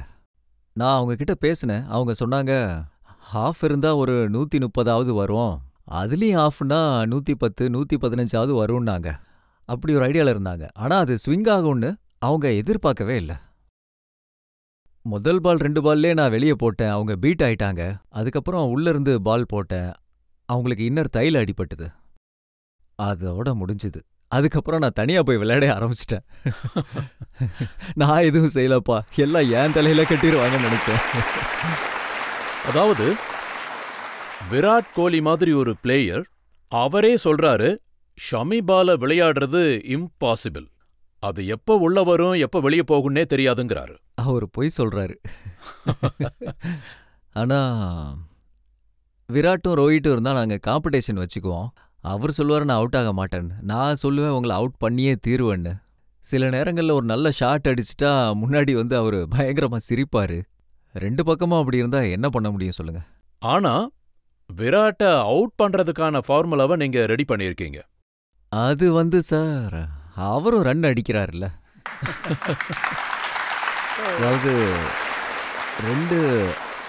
ரெண்டு சைட்லேயும் இது நடக்கும். அதாவது பவுலர் கோணத்துலேருந்து பார்த்தா அவுட் பண்ண தான் பார்ப்பாங்க. ஆஸ் அ பேட்ஸ்மேனாக பார்த்தா நாம் ரன் அடிக்கிறதுக்கு தான் யோசிப்போம். இந்த மாதிரி 2 டிபார்ட்மெண்ட்டும் இந்த மாதிரி அக்ரெஷனில் தான் இருக்கும் எப்பயுமே, ஒருத்தருக்கு ஒருத்தர் எகெயின்ஸ்டா. இவன் ஓவராக அடித்தா நான் அவுட் பண்ணணுன்னு நினப்பேன். நல்லது தான், இது நல்ல பேட்டில் தானே. ஆனா நீங்க 2 பேரும் ஒரே டீம்ல இருக்கும்போது நீங்க விக்கெட் எடுக்கிறீங்க, விராட் அதை செலிப்ரேட் பண்றாரு. இந்த மாதிரி நிறைய பிக்சர்ஸ் இருக்கு. நான் ஒரு டைம் அவர்கிட்ட கேட்டேன், அது ரொம்பவே வித்தியாசமான பிக்சரு. நான் அவரை அவுட் பண்ணது எனக்கு தெரியும், ஆனா பிக்சருக்குள்ள விராட் கோலியோட போட்டோ ஸ்டம்புக்கு மேல தெரியுது. அதுல அவரு செலிப்ரேட் பண்றாரு. நான் அந்த பிக்சர் அவருக்கு அனுப்பிட்டு இது என்னன்னு கேட்டேன். என்னது அப்படிதான் கேட்பாரு. என்ன, நான் என்ஜாய் பண்றேன்னு சொல்லுவார், நீ ஓடுன்னு சொல்லுவார். அப்படி இல்லை, நீங்க ஃபாஸ்ட் பவுலராக இருந்தா என்ன பண்ணுவீங்க அப்படின்னு கேட்பேன். உங்க எனர்ஜி செலிப்ரேஷன்லேயே காலி ஆயிரும், பவுலிங் எப்போ பண்ணுவீங்கன்னு கேட்பேன். அதனால தான் பண்றது இல்லைன்னு சொல்லுவார். ஸோ இதெல்லாம் ஒரு தனி என்ஜாய்மெண்ட்டு. எங்களோட யூனிட் 10-12 வருஷமா ஒன்னா கிரிக்கெட் விளையாண்டுருக்கோம். எங்களுக்குள்ள ஒரு பாண்டிங் இருக்கு, ஒரு வித்தியாசமான ஒரு அன்புன்னு சொல்லலாம், நட்புன்னு சொல்லலாம். ஆனா ரோஹித் பவுலர்ஸ்க்கு டேஞ்சரஸான பேட்ஸ்மேனா? டிஃப்ரெண்டாக இருக்கும் 2 பேரோட கேலிபரும். ஒருவேளை ஓப்பனிங் பேட்ஸ்மேனா ரோஹித்தை விட டேஞ்சரஸ் யாருன்னு இருக்க முடியாதுன்னு தான் சொல்லுவேன். ஸ்பெஷலி ஒயிட் பால் எல்லாம் சொல்லவே தேவையில்ல. ஒருவேளை நம்பர் 3 பார்த்தீங்கன்னா விராட் கோலி. பேரு பட்டுன்னு வாயில வந்துடும். 2 பேரும் டிஃப்ரெண்ட் லெவல் பேட்ஸ்மேன். ரொம்ப ரேராக தான் இது கிடைக்கும். அவங்க விளையாடும் போது நீங்கள் பார்த்தீங்கன்னா உங்களுக்கும் தோணும் ஒரு பவுலர்னால இம்பேக்ட் ஏற்படுதுன்னு. அந்த ஃபீல் ஆகட்டும், அந்த கான்ஃபிடென்ஸ் ஆகட்டும், அவங்க விளையாடுறது, அந்த ப்ரிப்பரேஷன், அது வேற லெவல் சார். ஆனா ரோஹித் அதிகமா செலிப்ரேட் பண்றதில்ல. ஒவ்வொருத்தருக்கும் ஒவ்வொரு ஸ்டைல் இருக்கு. ஒருத்தர் அமைதியா இருந்து வேலை பார்க்க நினைப்பாரு. இன்னும் சில பேர் ஒன்று அடிச்சிட்டாலே பயங்கரமா செலிப்ரேட் பண்ண ஆரம்பிப்பாங்க. நான்லாம் 5 தடவை அடிச்சாலும் செலிப்ரேஷன்லாம் ஒரே மாதிரி தான் இருக்கும். ரோஹித் மாதிரிலாம் நானும் மாற மாட்டேன். 100 அடிச்சா மேல தூக்குவார் பேட்டை, மற்றபடி அடிச்சு பாலையே நாஸ்தி பண்ணுவார்.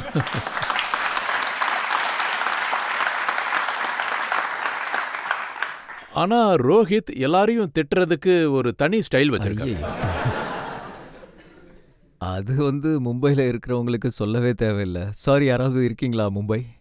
பட் அது திட்டுறதில்ல. ஆக்சுவலி சொல்லப்போனா அது ஒரு விதமான டோனுன்னு சொல்லலாம். அவர் பேசுகிற விதம் அப்படி. எங்கள் ஊரில் அது மாதிரிலாம் பேசுனா சண்டை வந்துடும். ஆனால் அவர் பர்பஸாக அப்படி பேசவே மாட்டார்.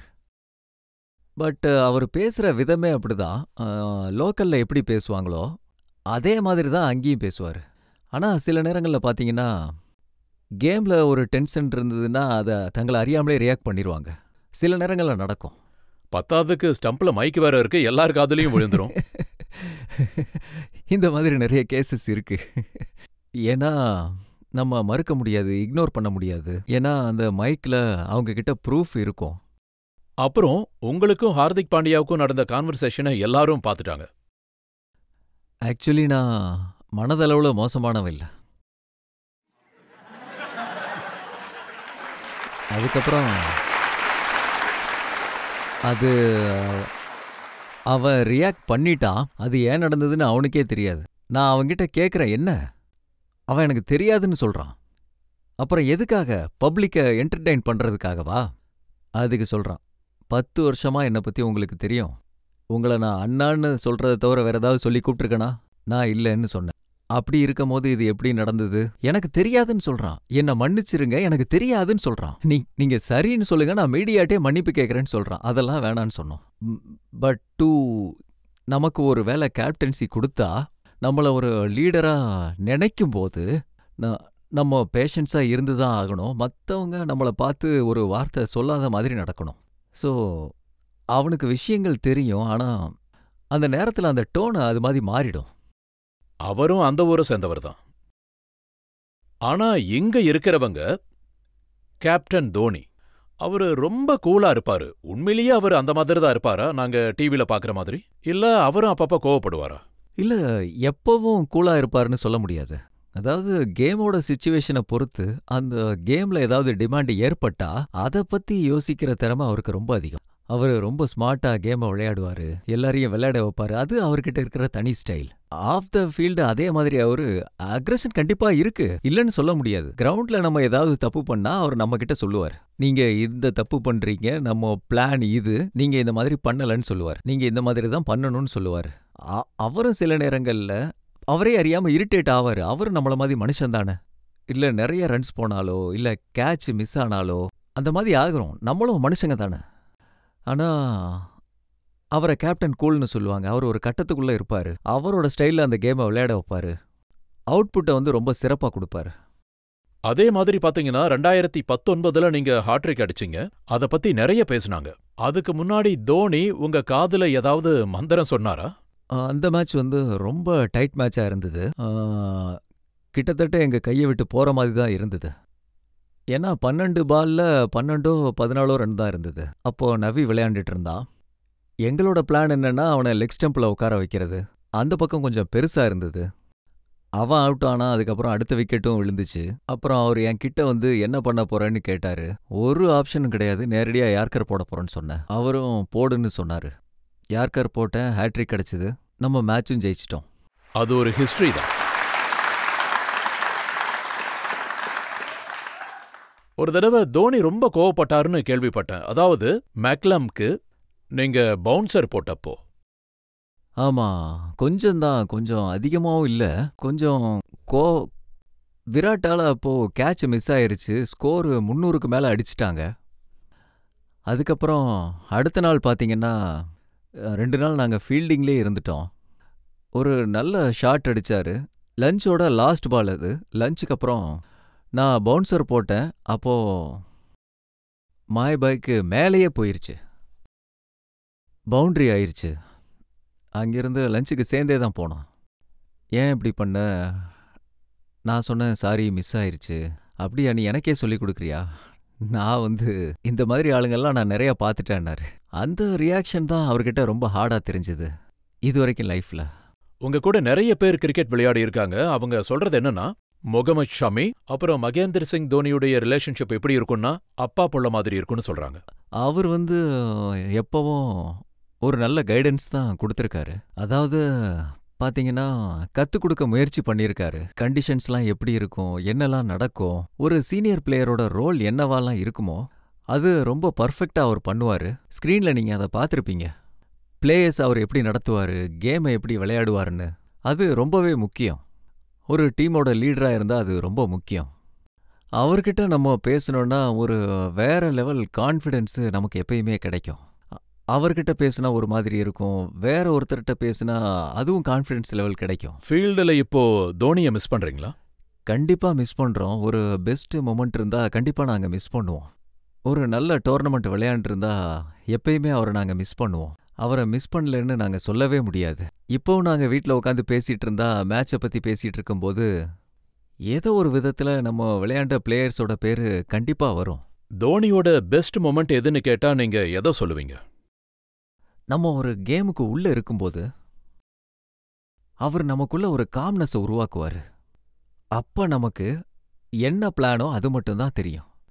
அதுதான் சிறந்த விஷயம்னு நான் சொல்லுவேன். எப்பெல்லாம் நம்ம அந்த ட்ராக்ல இருந்து ஆஃப் ஆயிடுவோமோ, எப்பெல்லாம் ராங் லைன்ல பால் போடுவோமோ, நீங்க பார்த்திருப்பீங்க அவர் எப்பயுமே ஓடுவாரு.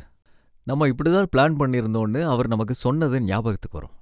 இது தப்புன்னு சொல்லுவாரு. சேஞ்ச் பண்ணணும்னா சொல்லு, இவ்வளவுதான் சொல்லுவாரு. எனக்கு அது அவர்கிட்ட ரொம்ப பிடிக்கும். நீங்க கேள்வி கேட்கலாம். நான் கேள்விப்பட்டது என்னன்னா, உங்களுக்கு நான்வெஜ் ரொம்ப பிடிக்கும்னு கேள்விப்பட்டேன். அத நீங்களே சமைச்சு சாப்பிடுவீங்கன்னு கேள்விப்பட்டேன். அது உண்மையா? நான்வெஜ் பத்தி சொல்லணும்னா எனக்கு அதுல எந்த விதமான கூச்சமும் இல்ல. நான் சாப்பிட்றேன்னு சொல்றதுக்கு வெக்கமே பட மாட்டேன். உலகத்துல எல்லாமே சாப்பிட்றாங்க, நானும் சாப்பிட்றேன். அதோட நான் வெஜ்ஜு சாப்பிடவே மாட்டேன்னுலாம் சொல்ல முடியாது. ஆனா என்னோட இமேஜ் எப்படி கிரியேட் பண்ணிட்டாங்கன்னா, விளையாட்டுத்தனமா சொல்லி சொல்லி எந்த அளவுக்கு பண்ணிட்டாங்கன்னா, எப்பவும் பிரியாணி கபாப்ல உட்காந்துருக்க மாதிரியே தான் இருக்கு. பட் நான் வெஜ்ஜும் சாப்பிடுவேன். அதே மாதிரி நான் இல்ல, ரோஹித் சர்மா என்ன சொல்றாருன்னா, என்கிட்ட ஷமி சொல்லியிருக்காரு, ஒருவேளை ஸ்பீட பிடிக்கணும்னா, ஸ்ட்ராங்கா இருக்கணும்னா ரெட் மீட் சாப்பிடணும்னு சொல்லியிருக்காரு. பாருங்க, நான் ஒரு முஸ்லீம் ஃபேமிலியில பிறந்துவேன். நான்வெஜ் எங்க வீட்ல எப்பயுமே இருக்கும்.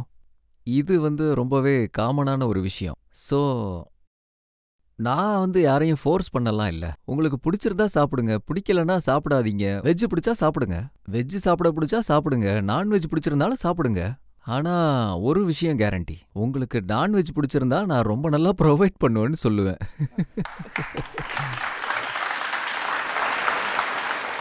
ரவி சாஸ்திரி சொல்லியிருக்காரு, அவர் கோச்சா இருந்தப்போ மேட்ச் நடக்கும்போது லஞ்ச் டைம்ல உங்க பிளேட்டை பார்த்திருக்காரு, அதுல பிரியாணி நிறைஞ்சிருந்திருக்கு. அவர் ஏதோ கமெண்ட் பண்ணிட்டு போனாருன்னு கோவத்துல உங்க பிளேட்டை எரிஞ்சிட்டீங்களாமே? ஆமா, 2018ல நாங்க சவுத் ஆப்பிரிக்கால லாஸ்ட் மேட்ச் ஜெயிச்சிருந்தோம். அந்த டைம்ல நடந்தது இது.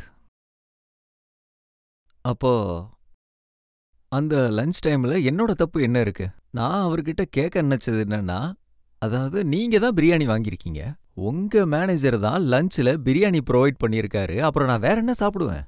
பிரியாணியை சாப்பிட கொடுத்தப்போ நான் அந்த பிரியாணி தானே சாப்பிட முடியும். ஸோ ஒன்று நான் ஃபீல்டிங்கில் இருந்தேன். முதல் நாள் ஃபீல்டிங்கில் இருந்தேன். அடுத்த நாள் லாஸ்ட் டே நான் ஃபீல்டிங் பண்ணுறதா இருந்தேன். ஒரு செஷன் ஃபீல்டிங் பண்ணிட்டு வந்தோம். ரொம்பவே ஹீட்டாக இருந்தது. நான் நினச்சேன் கொஞ்சம் சீக்கிரமே சாப்பிட்டுட்டு ஐஸ் பாத் எடுத்துட்டு அப்புறம் கிரவுண்டுக்கு போகலான்னு நான் நினச்சேன். அப்போ நான் சீக்கிரமாக சாப்பிட்டுட்டு போகலான்னு இருந்தப்போ ரவி சாரு உள்ளே வந்தார். அவர் என்ன நினச்சிட்டாருன்னா, இவன் என்ன இப்படி கொட்டிக்கிறான், இவனுக்கு மேட்சை பற்றி கவலையே இல்லைன்னு நினச்சார். ஸோ அந்த சீன் தான் அங்க நடந்தது. இவனுக்கு பிரியாணி பத்தி தான் கவலை, வேற எந்த கவலையும் இல்லைன்னு சொல்லிட்டாரு. அப்ப நான் நினைச்சேன், என்னடா இது, பிரியாணி தூக்கி போடல, டேபிள்ல இருந்து புஷ் பண்ணி அதுக்கப்புறம் எந்திரிச்சு நான் நின்னேன். போய் ஐஸ் பாத் எடுத்துட்டு அப்புறம் ரெடியாகி கிரவுண்டுக்கு கிளம்பி போயிட்டேன். 2-3 பேர் நடுவில் என்கிட்ட பேச வந்தாதுங்க. நான் பேசாதீங்க, நான் இப்போ அந்த ஃப்ரேமில் இல்லை, நான் யார்கிட்டையும் பேச மாட்டேன்னு சொல்லிட்டேன். மேட்ச் விளையாடலாம், மேட்ச்சுக்கு அப்புறம் பேசலான்னு. அட்லீஸ்ட் போகிறதுக்கு முன்னாடி சாப்பிடுன்னு சொன்னாங்க, நான் சாப்பாடு வேணான்னு சொல்லிட்டேன். அதுக்கப்புறம் எனக்கு தெரிஞ்சு 6-7 ஓவர்லேயே மேட்ச் முடிஞ்சிருச்சு. அதுக்கப்புறம் போய் ரவி சாஸ்திரி வந்து சொல்லியிருக்காரு, இவரோட கோவம் அப்படியே இருக்கட்டும், அந்த கோவத்தை ஃபீல்டில் காட்டட்டும்னு சொல்லியிருக்காரு. சில நேரங்கள் அது நடக்கும், அதெல்லாம் கண்டிப்பாக வேலை செய்யும். ஒருவேளை நம்ம கூட இருக்கிறவங்கள, நம்ம டீம்மேட்ஸை பம்பம் பண்ணணும்னு நினச்சா நம்மக்கிட்ட ஏதாவது பாயிண்ட்ஸ் இருக்கும், ஏதாவது ஒரு புது விஷயம் கிடைக்கும். அதாவது 12.3 ஓவர்ல நீங்க 5 விக்கெட் எடுத்திருக்கீங்க. ஆமா, அது ஒரே செஷன்ல இல்ல, அடுத்த செஷன்ல முடிச்சு பிரியாணி சாப்பிட ஆரம்பிச்சிட்டேன். அப்புறம் இதே விஷயத்த அஸ்வினும் ஒத்துக்குவாரு. அஸ்வின் வந்து பாத்தீங்கன்னா தமிழ்ல பேசுவாரு, எனக்கு எதுவுமே புரியாது, நான் ஆன்சர் சொல்றது கரெக்டா இருக்கும். அவர் உண்மையிலேயே என்ன சொல்றாருன்னு எனக்கு தெரியவே தெரியாது. ஆனா என்னோட ரிப்ளை வந்து கிட்டத்தட்ட அது சரியா தான் இருக்கும், அந்த கேள்விக்கு சரியான பதிலா இருக்கும்.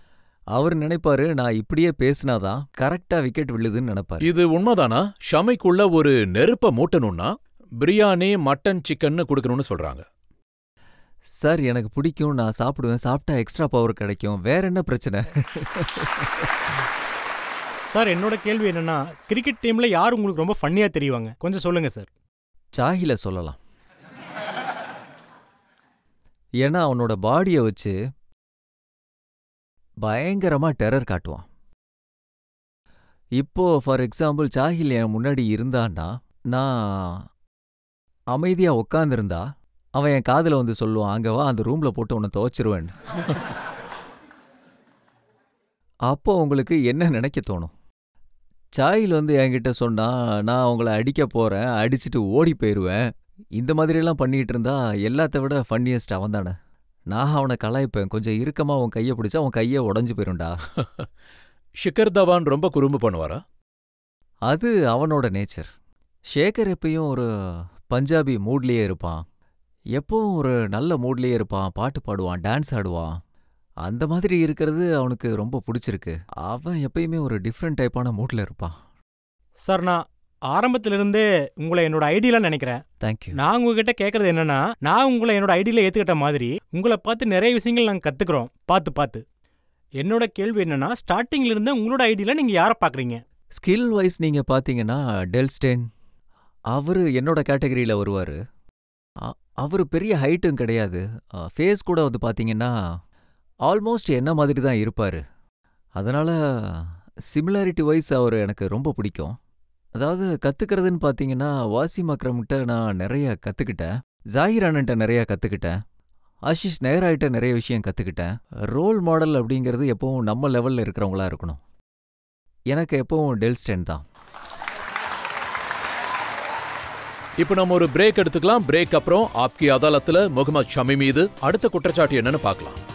நான் இதுக்கெல்லாம் வெக்கமே படமாட்டேன். நமக்கு ஒரு விஷயம் தெரியலன்னா அதை நம்ம நேரடியாவே சொல்லிடணும். நம்ம ஹிந்திலேயே பேசலாம், நம்ம ஒன்றும் பாகிஸ்தானி மாதிரிலாம் இல்லை. அதாவது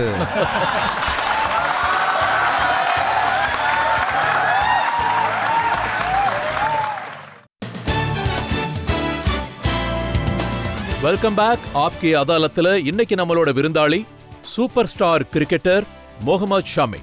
ஆப்கி அதாலத்துல அடுத்த குற்றச்சாட்டு. ஆப்கி அதாலத்தில் ஸ்டார் கிரிக்கெட்டர் முகமது ஷமி மீது உள்ள குற்றச்சாட்டு, இவர் மிகவும் சோம்பேறி. ஷமி, இந்த குற்றச்சாட்டு என்னோடதில்ல, இத விராட் கோலி சொல்லியிருக்காரு. விராட் கோலி என்ன சொல்லியிருக்காருன்னா, எங்க டீம்லயே ரொம்ப பெரிய சோம்பேறி முகமது ஷமின்னு இருக்காரு. மசாஜ் பண்றதுக்காக ரூமுக்குள்ள போனா 3 மணி நேரம் அப்படியே தூங்கிடுறாருன்னு சொல்றாரு. நம்ம டெஸ்ட் மேட்ச் விளையாடுறோம், அப்போ பாடி வந்து டயர்ட் ஆகும். ஒரு வேளை அப்படி நடந்திருக்கலாம், மசாஜ் பண்ணிக்கிட்டு இருக்க டைம்ல வந்து என்ன அறியாமலே நான் தூங்கியிருக்கவும் செய்யலாம். ஆனா இந்த லேசிங்கிற டேக் கிடைச்சிருக்கு. நான் ஒன்றும் வருத்தப்படல. பட் ஆனா அந்த நேம் ஏன் வந்ததுன்னு தெரியல. டஃபஸ்டான ஜாபே என்கிட்ட தான் இருக்கு. ரொம்ப அதிகமா நான் தான் ஓடுறேன். ஒருவேளை ஏதாவது சிச்சுவேஷன் வந்தா ஃபாஸ்ட் பவுலர் தான் கூப்பிடுறாங்க. நீங்க ஆஃப் த ஃபீல்டு பாத்தீங்கன்னா அங்க ஒருத்தர் ரிலாக்ஸா இருக்காருன்னா அதுல என்ன பிரச்சனை இருக்கு? But okay. அவர் உங்களை லேசி இல்ல லாலான்னு சொல்றாரு. இதுக்கான அர்த்தம் எனக்கு இதுவரைக்கும் தெரியல. எனக்கு ஒன்றும் தொப்பையும் இல்ல. நான் ஜுவல்லரி வேலை எதுவுமே பார்க்கல. இந்த லாலான்றவங்க இந்த மாதிரி வேலை தான் பார்ப்பாங்க. இந்த லாலான்ற பேரு எனக்கு எப்படி வந்ததுன்னு எனக்கு தெரியல. பட் அவர் தான் அதை கொடுத்துருக்காரு. இது எல்லாத்தையும் சொல்றது விராட்டோட வேலை தான். அப்புறம் லாலான்னு சொல்றது நம்ம இந்தியன் டீமுக்குள்ள வந்தா ஏதாவது ஒரு பேர் கண்டிப்பா வச்சிருவாங்க. நம்ம பேருக்கும் அதுக்கும் சம்பந்தமே இருக்காது. விராட்டுக்கு உங்க மேல ஒரு தனி பாசம் இருக்கு, நான் பார்த்திருக்கேன். கமெண்டேட்டர் உங்ககிட்ட இங்கிலீஷ்ல கேட்டுட்டு இருந்தாரு, ஃபாரினர். நீங்க இங்கிலீஷ்ல பதில் சொல்லிட்டு இருந்தீங்க. அதோட புத்திசாலித்தனமா சிரிச்சுட்டு இருந்தீங்க. எனக்கு எது தோணுச்சோ அதை அப்படியே சொல்லிட்டேன். பட் ஆமா, அது நியூசிலாந்தில் நடந்தது. மேன் ஆஃப் த சீரீஸ்க்காக என்னை இன்டர்வியூக்கு கூப்பிட்டுருந்தாங்க. நான் நினச்சேன் சரி போலான்னு. ஆனால் எனக்கு இந்த விஷயம் தெரியாது. அவங்களோட ஆக்சென்ட் கொஞ்சம் வித்தியாசமாக இருக்கும்னு. அவர் என்கிட்ட ஒன்று கேட்டால் நான் வித்தியாசமாக இன்னொன்று சொல்லிக்கிட்டு இருந்தேன். இப்படி தான் போச்சு. என்னை கூட்டிகிட்டு போனாங்க. அவர் கேட்டார். நான் என்னால் முடிஞ்ச அளவுக்கு சிம்பிளாக பதில் சொல்லிட்டு இருந்தேன். முடிஞ்சதுக்கப்புறம் கேட்டேன், என்ன எதுக்கு கூட்டிகிட்டு வந்தீங்கன்னு. ஆனா அந்த கமெண்டேட்டர் உங்ககிட்ட ஹிந்தியில சொல்லியிருக்காரு, நீங்க நல்லா இங்கிலீஷ் பேசுனீங்க. சார், நான் ட்ரை பண்ணுவேன். ஆனால் நான் இதுக்கெல்லாம் வெக்கமே படமாட்டேன். நமக்கு ஒரு விஷயம் தெரியலன்னா அதை நம்ம நேரடியாகவே சொல்லிடணும். நம்ம ஹிந்திலேயே பேசலாம். நம்ம ஒன்றும் பாகிஸ்தானி மாதிரிலாம் இல்லை. அதாவது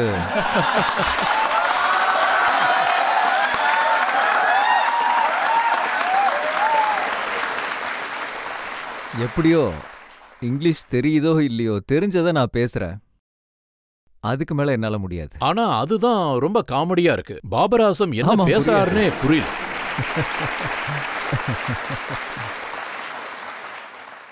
நாம அப்படி பண்ணாதான் அது வேற மாதிரி காமெடியா மாறிடும். நமக்கு ஹிந்தி தான் கம்ஃபர்டபுளா இருக்குன்னு நமக்கு தெரியும் போது இங்கிலீஷ் கம்ஃபர்டபுளா இல்லைன்னா நம்ம நேரடியா சொல்லிடணும். எனக்கு இதுதான் கம்ஃபர்டபுளா இருக்கு, நான் இதை தான் பேசுவேன்னு சொல்லணும். இதுல வெக்கப்படுறதுக்கு ஒன்றும் இல்லை, கேவலமான விஷயமும் எதுவும் இல்லை. நமக்கு எது தெரியுதோ அதை சொல்றதுல தப்பு ஒன்றும் இல்லை.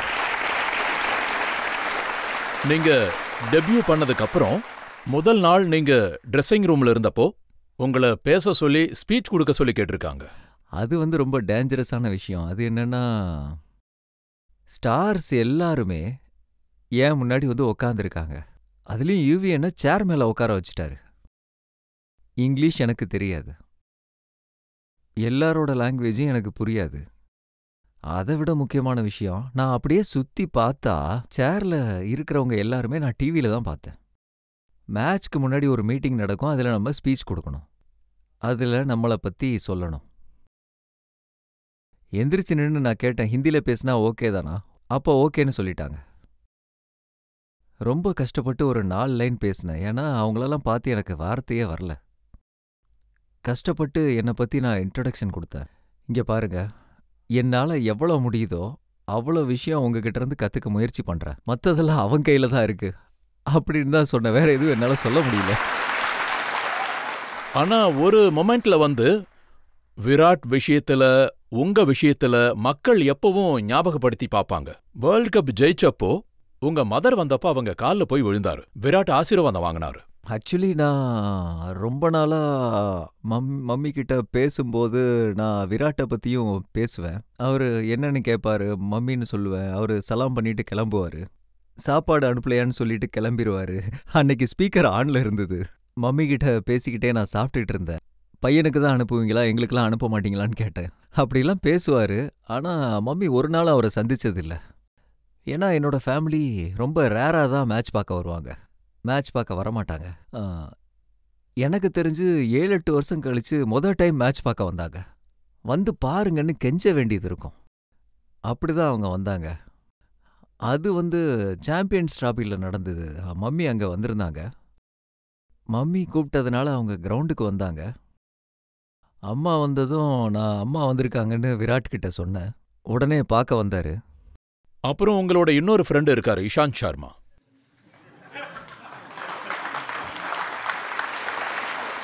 இஷாந்த் என்ன சொல்றாருன்னா, ஷமி முகமது ஒருவேளை இன்ஜுரியிலிருந்து ரிக்கவர் ஆகணும்னா அவரை பப்ஜி விளையாட விடுங்க, அவருக்கு சாப்பிட மட்டன் கொடுங்க, நல்லி நிகாரி கொடுத்து தூங்க விட்டா போதுன்னு சொல்றாரு.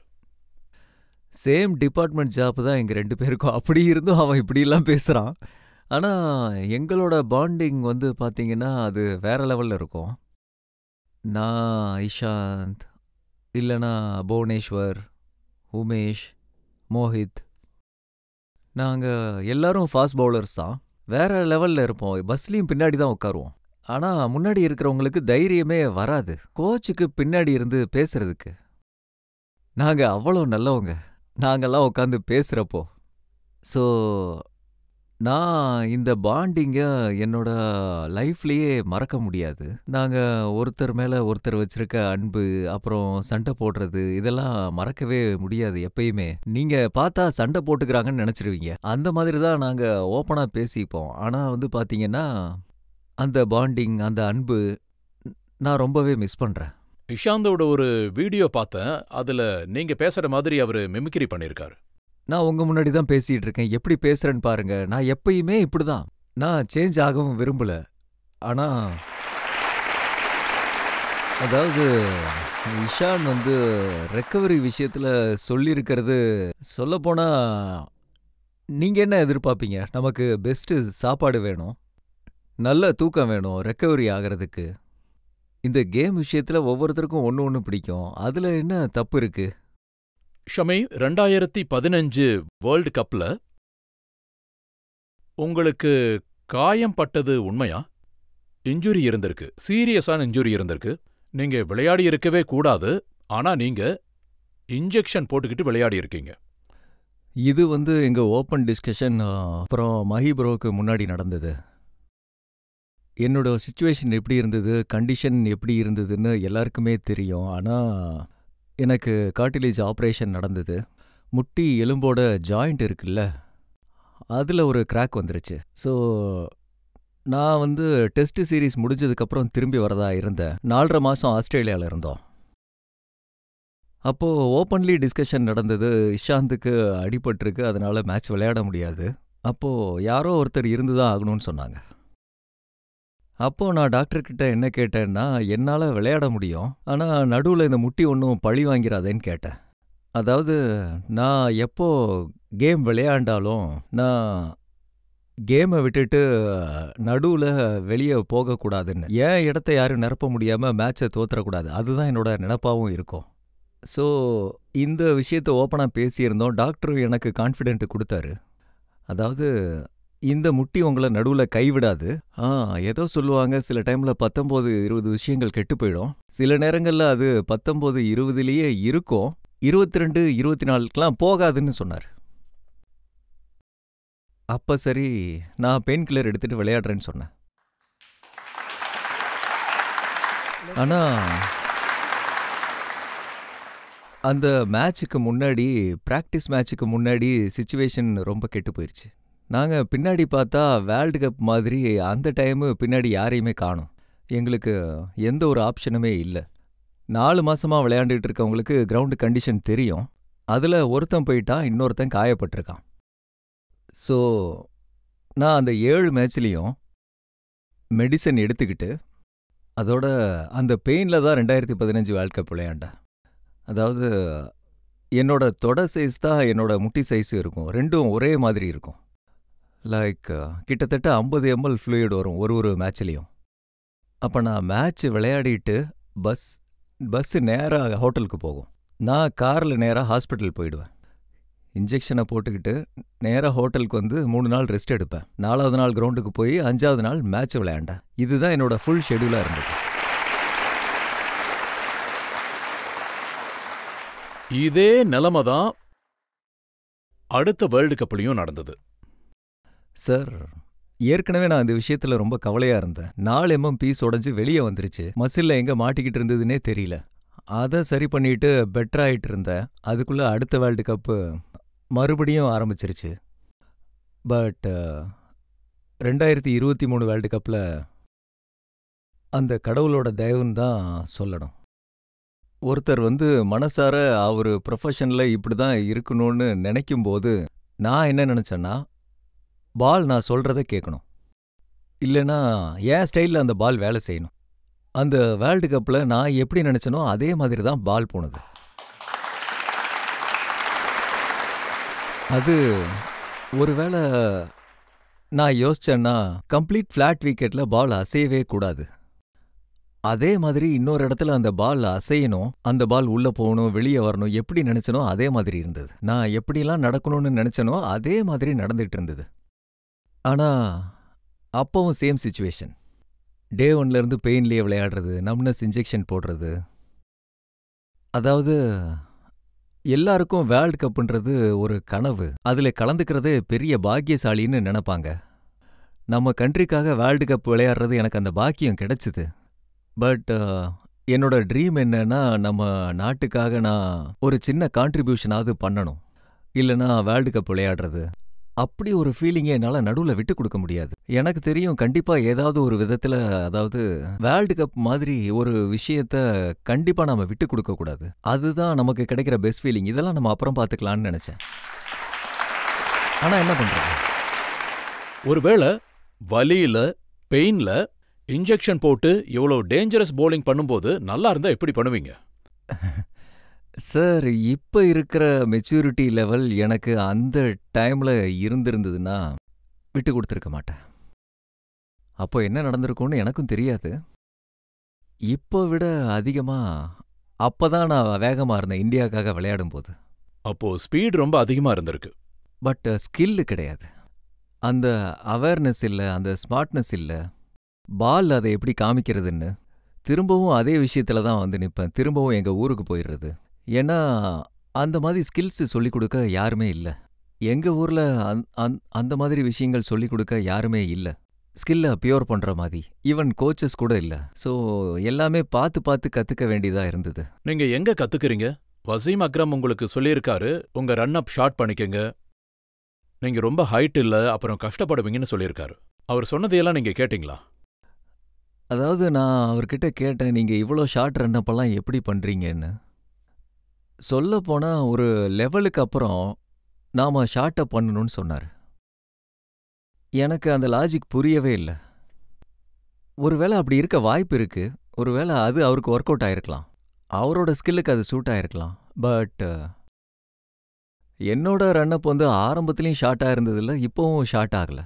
நான் எப்பவும் சேம் ரன்னப்பில் தான் ஓடுவேன். நான் எப்பவும் சேம் டிஸ்டன்ஸ் தான் மெயின்டைன் பண்ணுறேன். ஈவன் இன்றைக்கி நான் ஓடும்போது அதிகமாக ஃபோர்ஸ் பண்ணுவேன். அதனால் இப்போ நான் ரொம்ப கம்ஃபர்டபுளாக ஃபீல் பண்ணுறேன். அதாவது இன்ஜுரிக்கு முன்னாடி என்னோட ரன்னப், இப்போ இருக்கிற ரன்னப், அதை நான் ரொம்ப கம்ஃபர்டபுளாக ஃபீல் பண்ணுறேன். அதனால தான் அவர் சொன்னதை நான் கேட்கல. அவர் சொன்னது எனக்கு சூட் ஆகலை.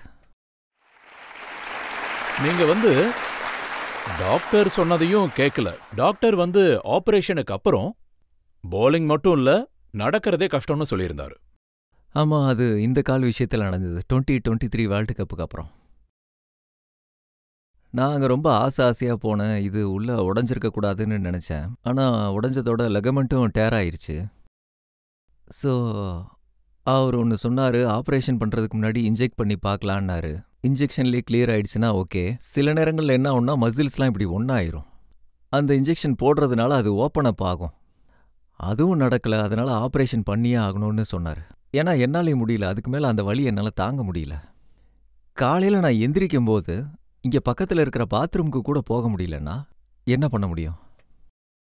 எனக்கு ஆப்ரேஷன் தான் ஒரே ஆப்ஷனாக இருந்தது. அதுக்கப்புறம் அவர் ஆப்ரேஷன் பண்ணியே ஆகணுன்ட்டார். எவ்வளோ டைம் எடுக்கும்னு கேட்டேன். அவர் சொன்னார், 1-1.5 மணி நேரம் ஆகும் ஆப்ரேஷன் தேட்டரில், அதுக்கப்புறம் ஷிஃப்ட் பண்ணிடலான்னு சொன்னார். நானும் ஒத்துக்கிட்டேன். அப்புறம் அதாவது பார்த்தீங்கன்னா ஸ்போர்ட்ஸ் பிளேயர்ஸை ட்ரீட் பண்ணுற டாக்டர் அவர் எனக்கு இங்கே இன்ஜெக்ஷன் போட்டார். உங்களுக்கு 30 செகண்ட்ஸில் தூக்கம் வந்துடும்னு சொன்னார். இங்கே இன்ஜெக்ஷன் போட்டதும் ஒரு மாதிரி ஜில்லுன்னு இருந்தது. நான் அப்போ சொல்லலான்னு இருந்தேன், நீங்கள் சொல்கிற மாதிரிலாம் எனக்கு தூக்கம் வராது, 3 தான் என்ன, அதுக்குள்ளே தூங்கிட்டேன். 3 தான் என்ன, 3 செகண்டில் நான் 3 செகண்டில் தூங்கிட்டேன். ஆப்ரேஷன் பண்ணி முடித்தாங்க. அப்புறம் எல்லாருமே எனக்கு கொஞ்சம் மங்களாக தான் தெரிஞ்சுது. நான் தான் டாக்டர் தெரியுதான்னு கேட்டார். தெரியுதுன்னு சொன்னேன். நான் உங்ககிட்ட ஒரே ஒரு கேள்வி கேட்கணும். எவ்வளோ நாளில் நான் கிரவுண்டுக்கு போக முடியும்னு கேட்டேன். அவர் என் முகத்தை பார்த்துட்டு காலை பார்த்தாரு. உங்களால் விளையாட முடியும்னு நினைக்கிறீங்களான்னாரு. நீங்கள் இனிமேல் நடக்க முடியும்னு நினச்சாலே அது ரொம்ப பெரிய விஷயம்னாரு.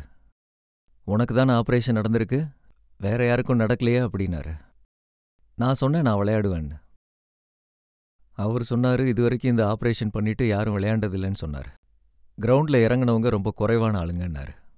விளையாடுறத பற்றி சொல்ல, கிரவுண்டில் இறங்குறதே பெரிய விஷயம்னாரு. அப்புறம்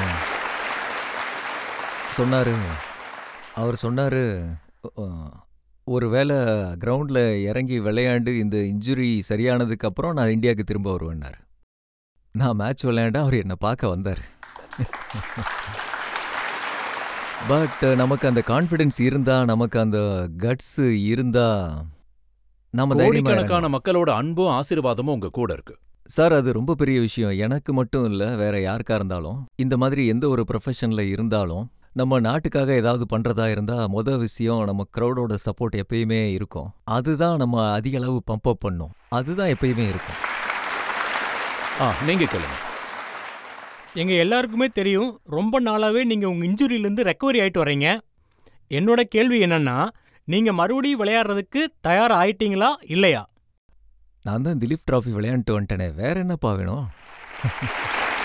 பட் இன்ஜுரியை பொறுத்த வரைக்கும் நாம் இதில் ரொம்பவே பேஷனேட்டாக இருக்கணும். நாம் திரும்பவும் கிரவுண்டுக்கு வரணும்னு நினைக்கணும். ஏன்னா கார்ட்லேஜ் பண்ணியிருந்தாலோ இல்லை லெகமெண்ட் டேர் ஆப்ரேஷன் பண்ணியிருந்தாலோ இதெல்லாம் ரொம்ப சீரியஸான இன்ஜுரிஸ். அப்போ நம்மளோட ஃபோக்கஸ், பேஷன்ஸை ரொம்பவே ஸ்ட்ராங்காக இருக்கணும். அது மட்டும் இல்லாமல் என்னோட ஃபேமிலி, என்னோட ஃப்ரெண்ட்ஸ், என் கூட கிரிக்கெட் விளையாடுறவங்க அந்த அந்த விஷயத்த எனக்கு கம்ப்ளீட் பண்ணுறாங்க. இப்போ ஷமி உங்களுக்கு சொல்லாத ஒரு விஷயத்த நான் உங்களுக்கு சொல்றேன். இப்ப இருக்கிற முகமது ஷமியோட ஃபிட்னஸ் அவர் லைஃப்லயே பெஸ்ட் ஃபிட்னஸா இருக்கு. அவரோட பாடி ஃபேட் லோயஸ்டா இருக்கு. அத ரொம்ப நாளா கஷ்டப்பட்டு கடுமையா உழைச்சு மறைச்சு வச்சிருக்காரு. அதனாலதான் லூசா போட்டுட்டு வந்திருக்கேன் ட்ரெஸ். அப்போ அடுத்த வேர்ல்ட் கப்லயும் ஷமியோட மேஜிக்கை நாங்க பார்க்கலாமா? நான் அந்த மேஜிக் கொடுக்க தயாராக தான் இருக்கேன். ஆனால் என்ன அவங்க சேர்த்துக்கணும்ல. பட் ஹோப்ஃபுல்லி நானும் ஆசைப்படுறது இதுதான். அது என்னன்னா, நான் இது வரைக்கும் கடந்து வந்த கிரிக்கெட் கேரியரில் என்னோட கோல்ஸ் நான் இன்ஜுரி ஏற்படுத்திக்காம விளையாடணும். என்னோட முயற்சியும் அதுதான். வேர்ல்டு கப் விஷயத்தை பற்றி சொல்லணுன்னா, எனக்கு ஒரு பாக்கியம் கிடைச்சதுன்னா கண்டிப்பாக நான் அதை நிறைவேற்றுவேன். மற்றபடி அவர் கையில் தான் இருக்கு. இப்போ ஒரு பிரேக் எடுத்துக்கலாம். பிரேக் அப்புறம் ஆப்கி அதாலத்தில் முகமது ஷமி மீது அடுத்த குற்றச்சாட்டு என்னன்னு பார்க்கலாம். என் மேலே ஏகப்பட்ட குற்றச்சாட்டுகள் இருக்கு. எனக்கு தெரிஞ்சு கடைசி 6-7 வருஷத்துல என் மேலே சுமத்தின குற்றச்சாட்டு மாதிரி டெரரிஸ்ட் மேலே கூட சுமத்தி இருக்க மாட்டாங்க. Welcome back. ஆப்கி அதாலத்துல இன்னைக்கு நம்ம கேள்வி கேட்டுட்டு இருக்கோம், விசாரணை நடத்திட்டு இருக்கோம். முகமது ஷமி மீது ஆப்கி அதாலத்துல அடுத்த குற்றச்சாட்டு. ஆப்கி அதாலத்தில் ஸ்டார் கிரிக்கெட்டர் முகமது ஷமி மீது உள்ள குற்றச்சாட்டு. இவர் தன்னோட வாழ்க்கைய சரியா கையாளவே இல்லை. ஷமி, நீங்க இந்தியா கிரிக்கெட்டோட பெருமை. கோடிக்கணக்கான மக்கள் உங்களை நேசிக்கிறாங்க. இங்கேயும் உங்களுக்கு ஏகப்பட்ட ரசிகர்கள் இருக்காங்க.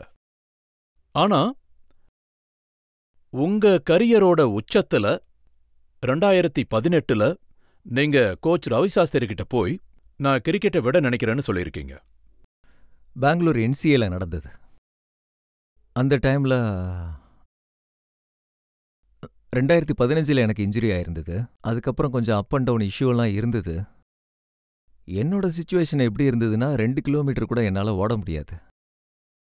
முட்டி வார்ம் ஆயிரும், அப்புறம் ஸ்வெல்லிங் ஆயிரும். நீங்க ஓடவே கூடாதுன்னு டாக்டர் சொல்லியிருந்தாரு. ரொம்ப ஸ்ட்ரெயின் பண்ணக்கூடாதுன்னு சொல்லியிருந்தாரு. ஃபிட்னஸ் டெஸ்ட்ல பார்த்தீங்கன்னா போயிட்டு வர மாதிரி இருந்தது. அவர் ஓடக்கூடாதுன்னு சொல்லியிருந்தாரு. நான் 2 கிலோமீட்டர் ஓடினேன், அப்புறம் ஸ்வெல்லிங் ஆயிடுச்சு. அப்போ ஆப்கானிஸ்தானோட டெஸ்ட் மேட்ச் இருந்ததுன்னு நினைக்கிறேன், பெங்களூர்ல. அப்போ நான் நினைச்சேன், என்னடா லைஃப் இது? உங்க கிரிக்கெட்ல தான் எனக்கு இன்ஜுரி ஆச்சு.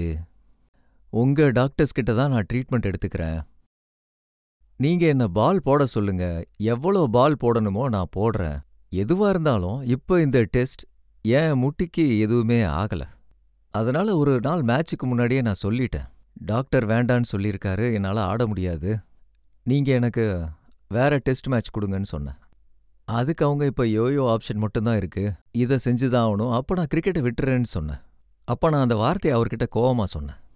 மேட்ச் நடந்தது. மறுபடியும் அப்போ 2 பேரும் வந்தாங்க, பரத், தருண் சார், அப்புறம் கோச் வந்து சொன்னாங்க, கோவப்படாத, நீ கிரிக்கெட்டை எவ்வளோ நேசிக்கிறேன்னு எங்களுக்கு தெரியும். நான் அதனால தான் சொல்றேன், நீங்க புரிஞ்சுக்கணும். எல்லாரும் ஒரே பேஸ்ல இருக்க முடியாது. இந்த மாதிரி இருக்கிறவங்களுக்கு வேற ஒரு டெஸ்ட் எடுங்க. அவங்க சொன்னாங்க, முதல்ல நீ கோவத்தை குறை, இந்த டெஸ்ட் மேட்ச் விளையாட வேண்டாம், உன்னோட ஃபிட்னஸை இம்ப்ரூவ் பண்ணு, அதுக்கப்புறம் பேசுறேன்னு சொன்னாங்க. இதுதான் அன்னைக்கு நடந்தது. அப்புறம் இன்னொரு கட்டத்துல பாத்தீங்கன்னா ஃபேமிலியில ப்ராப்ளம் வந்துச்சு. உங்க ஒய்ஃப் உங்க மேல நிறைய குற்றச்சாட்டுகள் சுமத்துனாங்க. உங்க மேல டொமஸ்டிக் வயலன்ஸ் கேஸ் போட்டாங்க, 498 கேஸ் போட்டாங்க, போலீஸ் ஸ்டேஷன் கூட போக வேண்டியிருந்தது. அந்த நேரத்துல உங்க மனசு உடைஞ்சிருந்ததா? ரொம்ப கஷ்டமா தான் இருந்தது. ஆனா லைஃப்ல அதுவும் ஒரு பகுதி. ஏதாவது நமக்கு கற்றுக் கொடுத்துட்டு போவோம். லைஃப்ல என்ன மாதிரி விஷயங்கள் நடக்கும்னா, நாம என்னதான் தப்பு பண்ணிட்டோம் அப்படிங்கிற நினைக்கிற அளவுக்கு லைஃப்ல ஒரு விஷயம் இருக்கும். நான் ஒத்துக்கிறேன், என் லைஃப்லேயே மிகப்பெரிய தவறு அப்படின்னா அது இதுதான். அண்ட் லைஃப்ல இந்த மாதிரி தப்பு நான் இனிமே பண்ணவே மாட்டேன். ஆனா நீங்க விளையாடும்போது அதுலயும் ஃபோக்கஸ் பண்ணணும். அப்புறம் மென்டல் ஸ்ட்ரென்த் முக்கியமா இருக்கணும். நீங்க இந்த 2 விஷயத்தையும் எப்படி பேலன்ஸ் பண்ணீங்க? சார், அது ரொம்ப கஷ்டமான விஷயம்தான். அது ரொம்பவே பிஞ்ச் பண்ண வேண்டிய விஷயம். அது டிஸ்டர்ப் பண்ணக்கூடிய விஷயம். நீங்க ஒரு காம்படிட்டிவ் கேம் விளையாண்டுக்கிட்டு இருக்கும்போது ரொம்பவே கஷ்டமா இருக்கும். 2 பக்கமும் ஸ்விட்ச் பண்ணி பார்க்கறது, இங்க என்ன நடக்குது, அங்க என்ன நடக்குது, மேல இருந்து கேமை பத்தின மென்டல் ப்ரெஷரும் இருக்கும். ஷமி, எனக்கு ஞாபகம் இருக்கு, அந்த டைம்ல நீங்க ஃபேமிலி டிஸ்பியூட் விஷயத்துல பேசி காம்ப்ரமைஸ் பண்ணணும்னு எவ்வளவோ முயற்சி பண்ணிருக்கீங்க.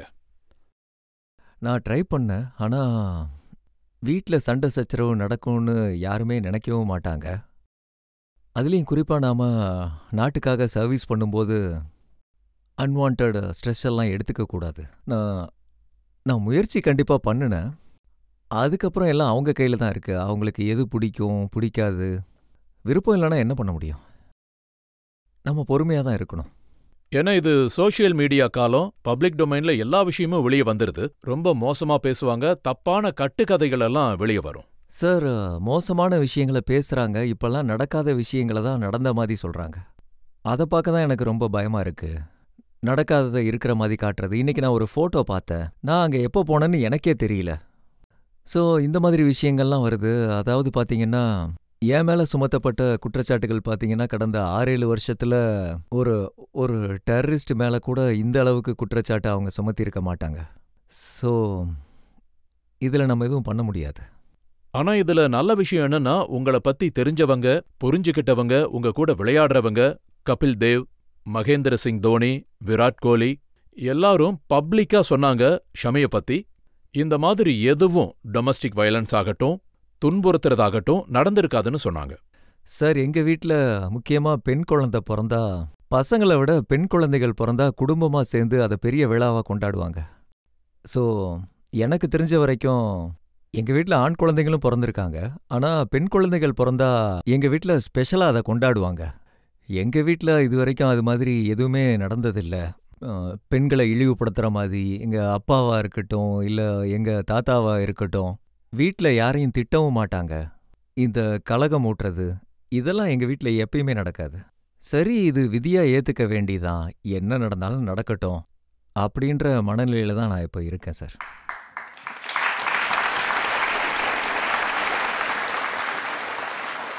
அதனாலதான் அந்த துக்கத்துல நீங்க தற்கொலை பண்ணிக்கிறத பத்தி யோசிச்சிங்களா? அது ரொம்பவே ஒரு டிஃபிகல்ட்டான டைம். ஏன்னா அது வரைக்கும் எனக்கு எந்த ஒரு ரெஸ்பான்சிபிலிட்டியுமே இல்லை. ஏன்னா அப்பா உயிரோட இருக்கிற வரைக்கும் எங்கள் 3 அண்ணன் தம்பிங்களுக்கு எதுவுமே தெரியாது. ஈவன் எந்த பேங்க்ல அக்கௌண்ட் இருக்குன்னே தெரியாது. ஸோ திடீர்னு இந்த மாதிரி மாறி தலைகீழா மாறினது ரொம்பவே கஷ்டமா இருந்தது. நான் எப்படி அப்படி ஒரு வில்லனா மாறினேன்னு எனக்கு தெரியவே இல்லை. என்ன பண்றது? ஓகே, என்ன நடந்தாலும் ஏத்துக்க வேண்டியதான். அந்த கடவுளுக்கு தான் நன்றி சொல்லணும். எனக்கு என் ஃபேமிலி சப்போர்ட்டா இருந்தாங்க, ஃப்ரெண்ட்ஸ் கூட இருந்தாங்க. இப்ப நான் அதை பத்தி யோசிக்கிறதே இல்லை. ஆனா அப்படி பண்ணுன்னு யோசிச்சேன். கடவுள் தயவால அது நடக்கவே இல்லை. இல்லைன்னா இந்த வேர்ல்டு கப்பெல்லாம் நான் மிஸ் பண்ணியிருப்பேன்.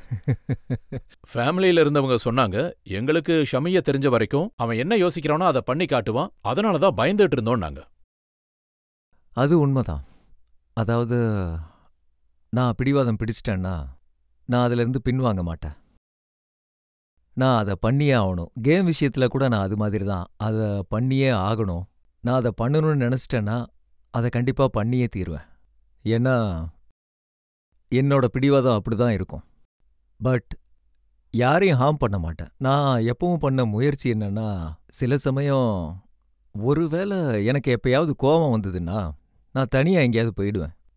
ஃபேமிலி கிட்ட அதை காட்ட மாட்டேன். எப்பவும் நான் எங்க இருந்தாலும் என்னோட ரூம் மேலே தான் இருக்கும். ஒருவேளை அந்த ஃப்ளோரை தாண்டி நான் மேலே போனேன்னா எல்லாரும் புரிஞ்சுக்குவாங்க, அவன் மேலே இருக்கான், நம்ம டிஸ்டர்ப் பண்ண வேண்டான்னு நினைப்பாங்க. ஸோ ப்ரைவசியும் கிடைக்கும், அமைதியும் கிடைக்கும். எனக்கும் சில விஷயங்கள் பிடிக்கும். அதனால முடிஞ்ச அளவுக்கு நான் என்னோட டைமை ஃபேமிலிக்கு ஸ்பெண்ட் பண்ணணுன்னு தான் நினைப்பேன். இப்போ அப்பா இல்லை, அம்மா தான் இருக்காங்க, அவங்கள பார்த்துக்கணும், இதுதான் என்னோட ஆசை. உங்களுக்கு இருந்த அந்த நெகட்டிவ் சிச்சுவேஷனை எப்படி பாசிட்டிவா மாத்துனீங்க? இவங்க தான் அதை மாத்திருக்காங்க. அது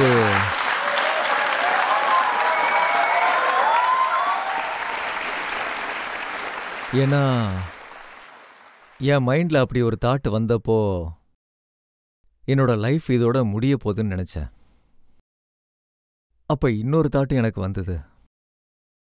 எதனால எனக்கு இப்படி ஒரு பேர் வந்தது, எந்த விஷயத்தினால மீடியா என் பின்னாடி வராங்க, அதையெல்லாம் விட்டுட்டு ஏன் இதை பண்ணணும்னு தோணுச்சு.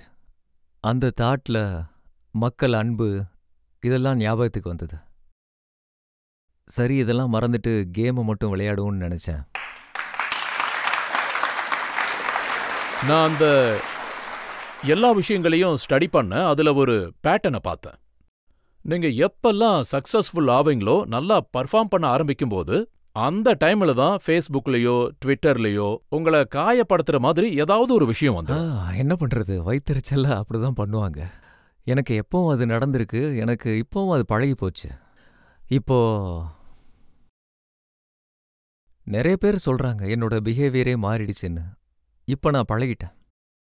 ஏதாவது ஒரு பெரிய ஈவெண்ட் நடக்கும்போது, இல்லைனா நல்லா பர்ஃபார்ம் பண்ணிக்கிட்டு இருக்கும் போது, இல்லைனா ஒரு நல்ல விஷயம் பண்ணணும்னு நினைக்கும்போது அங்கே பின் பாயிண்ட்டு ரொம்ப முக்கியமாக இருக்கு. அதனால நான் இப்போ மென்டலி ரொம்ப ப்ரிப்பேர் ஆயிடுறேன். எனக்கு இப்போ இந்த மென்டாலிட்டி செட் ஆயிருச்சு. அவங்க எனக்கு எதிராக இப்படி ஒரு சுச்சுவேஷனை கிரியேட் பண்ணுறாங்கன்னா ஐ டோன்ட் கேர், நீங்கள் என்ன வேணாலும் பண்ணிக்கங்க. நான் எப்பவும் என்னோட வேலையில் ஃபோக்கஸ்டாக இருப்பேன். என்னோட எய்மை மட்டும்தான் நான் பார்ப்பேன். ஸோ அவ்வளோதான். இந்திய லாவை நான் எப்பவும் ரெஸ்பெக்ட் பண்ணுறேன்.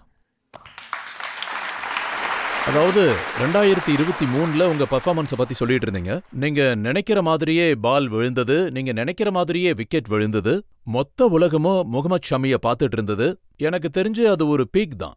உங்களுக்கு அட்மிரேஷன், பாராட்டு, புகழ் எல்லாம் கிடைச்சது. அந்த டைம்ல உங்க ஒய்ஃப் சோஷியல் மீடியால எழுதுனாங்க, எனக்கு கிரிக்கெட் பிடிக்காது, ஷமியோட பொண்ணுக்கும் கிரிக்கெட் பிடிக்காது, இப்படி சொன்னாங்க. இது உங்களை ஹர்ட் பண்ணிருக்கும். இதெல்லாம் சொல்றதுனால உலகம் மாற போறதே இல்லை. நீங்க சோஷியல் மீடியாலே பார்த்துருப்பீங்க, குழந்தைக்கு கிரிக்கெட்டை பத்தி சொல்லணும்னா அவ 7-8 மாசம் இருக்கும்போதே அவ டிவி பார்க்க ஆரம்பிச்சிட்டா. கிரிக்கெட் பாப்பா. கிரிக்கெட்னா என்னன்னு அவளுக்கு நல்லாவே தெரியும். ஒருத்தர் சொல்றதுனால எதுவுமே மாற போறதில்ல. ஒருத்தர் சொல்றதுனால யாரும் வில்லன் ஆக போறதில்ல. நான் எப்பவும் நம்புற ஒரே ஒரு விஷயம் என்னன்னா, நம்மளால முடிஞ்ச அளவுக்கு நம்ம லைஃப்ல போராட கத்துக்கணும். என்னைக்காவது ஒரு நாள் நாம கண்ணை மூடதான் போறோம். நமக்கு என்ன நடக்குமோ அது நடந்தே தீரும். பப்ளிக்ல யாராவது கேள்வி கேட்குறீங்களா? உங்க ஃப்ரெண்ட்ஸ், உங்க ஃபேன்ஸ் திரும்பவும் நீங்க ஃபேமிலி ஆகிறத பார்க்கணும்னு நினைக்கிறோம். இதை பத்தி நீங்க என்ன நினைக்கிறீங்க? ஒவ்வொரு நபரும் கல்யாணம் பண்ணுவாங்க, ஃபேமிலியை உருவாக்குவாங்க, பணம் சம்பாதிப்பாங்க. எல்லாம் மனுஷனோட ஒரு சாட்டிஸ்ஃபேக்ஷன் தான். நான் என்ன எப்பவும் யோசிப்பேன்னா, எல்லாரும் கல்யாணம் பண்ணிப்பாங்க, எனக்கு அது நடந்தது. குழந்தை பிறக்கும். ஆல்ரெடி எனக்கு குழந்தை இருக்கா. பணத்தை பத்தி சொல்லணும்னா கடவுள் எனக்கு கொடுத்துக்கிட்டே இருக்காரு. லைஃப்ல ஹாப்பினஸ்ன்னு பாத்தீங்கன்னா நம்ம ஃபேமிலியால மட்டும்தான் அதை நமக்கு கொடுக்க முடியும். நமக்கு உயிர் கொடுத்தவங்களை விட அதிகமா யாராலையுமே கொடுக்க முடியாது.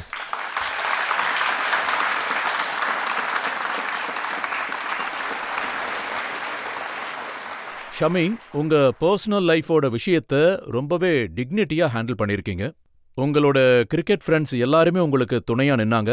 இது உண்மையிலேயே பாராட்டுக்குரிய விஷயம். எனக்கு தெரிஞ்ச இந்த மொத்த பிரச்சனையையும் ரொம்ப பொறுமையா அழகா ஹேண்டில் பண்ணிருக்கீங்க. வேற யாராவது கேள்வி கேக்குறீங்களா? ரீசெண்டா பாத்தீங்கன்னா சோசியல் மீடியாவில் உங்களுக்கு பத்தி நிறைய மீம்ஸ் வருது. அதாவது முக்கியமா வேர்ல்டு கப்புக்கு அப்புறமா. மீம்ஸை பத்தி சொல்லணும்னா நான் அந்த மீம்ஸ் எல்லாம் ரொம்பவே என்ஜாய் பண்ணுவேன். அண்ட் அதை எந்த மாதிரி என்ஜாய் பண்ணுவேன்னா, சில பேருக்கு கண்டிப்பா பொறாமையா கூட இருக்கும். ஆனா ஒருத்தருக்கு என்னால சிரிக்கக்கூடிய வாய்ப்பு கிடைச்சா கண்டிப்பா சிரிக்கட்டும் அவங்க. நான் அந்த விஷயத்த அப்படிதான் என்ஜாய் பண்றேன். என்னாலதான் அவங்க சிரிக்கிறாங்க. என்னோட கேள்வி என்னன்னா, அதர் கண்ட்ரியில உங்களுக்கு விளையாட வாய்ப்பு கிடைச்சதுன்னா நீங்க எந்த கண்ட்ரிக்காக விளையாடுவீங்கன்னு சொல்லுங்க சார். நான் என்ன பைத்தியமா? என்ன கேள்வி இது?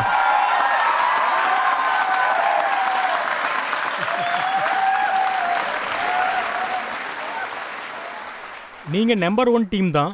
ஒருவேளை நீங்க நம்பர் 2 டீமை பார்க்கணும்னு நினைச்சீங்கன்னா எந்த டீமை நம்பர் 2வா பாப்பீங்க? சார், உடம்புல எவ்வளவு பவர் இருக்கோ அதை எல்லாத்தையும் இங்கே தான் செலவழிச்சிட்டு போவேன். அப்புறம் வீடு தான்.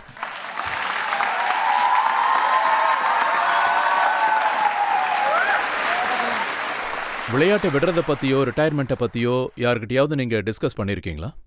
ஏன் பண்ணணும்? எல்லாம் நல்லபடியா தான் போய்கிட்டு இருக்கு. ஷமி, கடைசியா ஒரு கேள்வி உங்ககிட்ட கேட்க நினைக்கிறேன். इतना जो मुस्कुरा रहे हो, क्या गम है जिसको छुपा रहे हो? आय हाय।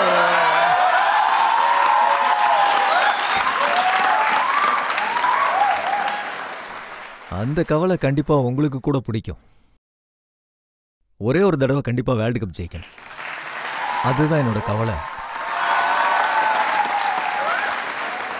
ஷமி, உங்ககிட்ட எல்லா விதமான கேள்வியையும் கேட்டேன். உங்க லைஃபை பத்தி, உங்க பவுலிங்கை பத்தி, உங்க நண்பர்களை பத்தி, உங்களோட வாழ்க்கைய பத்தி.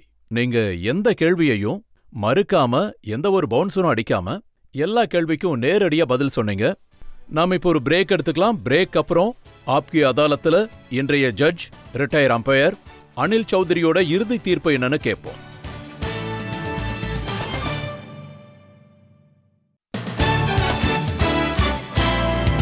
Welcome back. இன்னைக்கு நாம வழக்க நடத்தணும் super star cricketer Mohammed Shami மீது. இப்போ ஆப்கி அதாலத்துல இன்றைய ஜட்ஜ் அனில் சௌத்ரியோட தீர்ப்பை கேட்கலாம். ஷமி கிட்ட நீங்க நேர்மையான கேள்விகள் கேட்டீங்க. அண்ட் அவர் எல்லா கேள்விகளுக்குமே பொறுமையா பதில் சொன்னாரு. ஆனா கிரவுண்ட்ல இந்த மாதிரி இருக்க மாட்டாரு, ரொம்ப வெறியா இருப்பாரு. ஆனா அவர் நடந்துக்கிற முறை ரொம்ப சிறப்பா இருக்கு. அவர் எப்பவுமே டார்கெட்டடா இருந்திருக்காரு, போக்கஸ்டா இருந்திருக்காரு. அன்வான்ட் விஷயங்களை தூக்கி எறிஞ்சிட்டாரு. இன்னைக்கு அவர் ஒரு நோபால் கூட போடல. அவர் அப்படிதான் பண்ணுவாரு. ஸோ என்னை பொறுத்த வரைக்கும் நிறைய விஷயங்களை பயனுள்ளதாக சொன்னார். இவர் ஒரு டீம் மேன். என்னை பொறுத்த வரைக்கும் கிரிக்கெட்டில் ஃபாஸ்ட் பவுல் ரொம்பவே கஷ்டமானது. அதாவது மற்ற விஷயங்கள் ஒரு பக்கம் இருந்தாலும் கூட ஃபாஸ்ட் பவுலிங்கில் ஒரு எனர்ஜி இருக்கணும், ஜோஸ் இருக்கணும். அவரோட ஃபிட்னஸ் ரொம்ப அருமையாக இருக்குது. நான் அவரை ஆரம்பத்துலேருந்தே பார்த்துட்டு வரேன். அண்ட் நம்ம இந்தியாவுக்கு ஒரு நல்ல பவுலர் இவர். இவரோட சீம் இவரோட ஃபேஸ் சாதாரண இல்லை, 140ல் போடுவார். கிரிக்கெட்டில் 140ங்கிறது ரொம்ப நல்ல ஃபேஸ். இவரோட சீம் அண்ட் ஸ்விங் ரொம்பவே பாராட்டுக்குரியது. உங்கள் பதில்கள் ரொம்ப அருமையாக இருந்தது. என்னை பொறுத்த வரைக்கும் இவரோட எல்லா குற்றச்சாட்டுகளையுமே நான் நிராகரிக்கிறேன். அண்ட் வெரி வெல்ல. நீங்கள் எப்பவுமே ஃபிட்டாக இருக்கணும். நோ பால் மட்டும் அடிச்சிடாதீங்க. எனக்கு ஞாபகம் இருக்கு, ஒரு மேட்ச்ல நோ பால்ல ரசல் அவுட் பண்ணிட்டீங்க. இவங்க டீம் தோத்துருச்சு, கேகேஆர் ஜெயிச்சிட்டாங்க. வெல்டன்.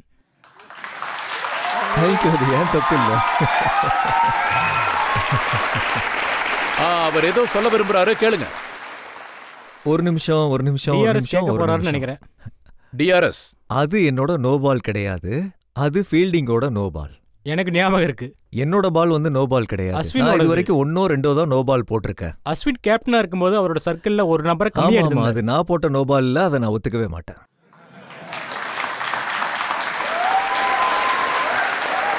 எங்களோட பிரார்த்தனை முகமது ஷமியோட ஃபிட்னஸ் இதே மாதிரி நீடிக்கணும்.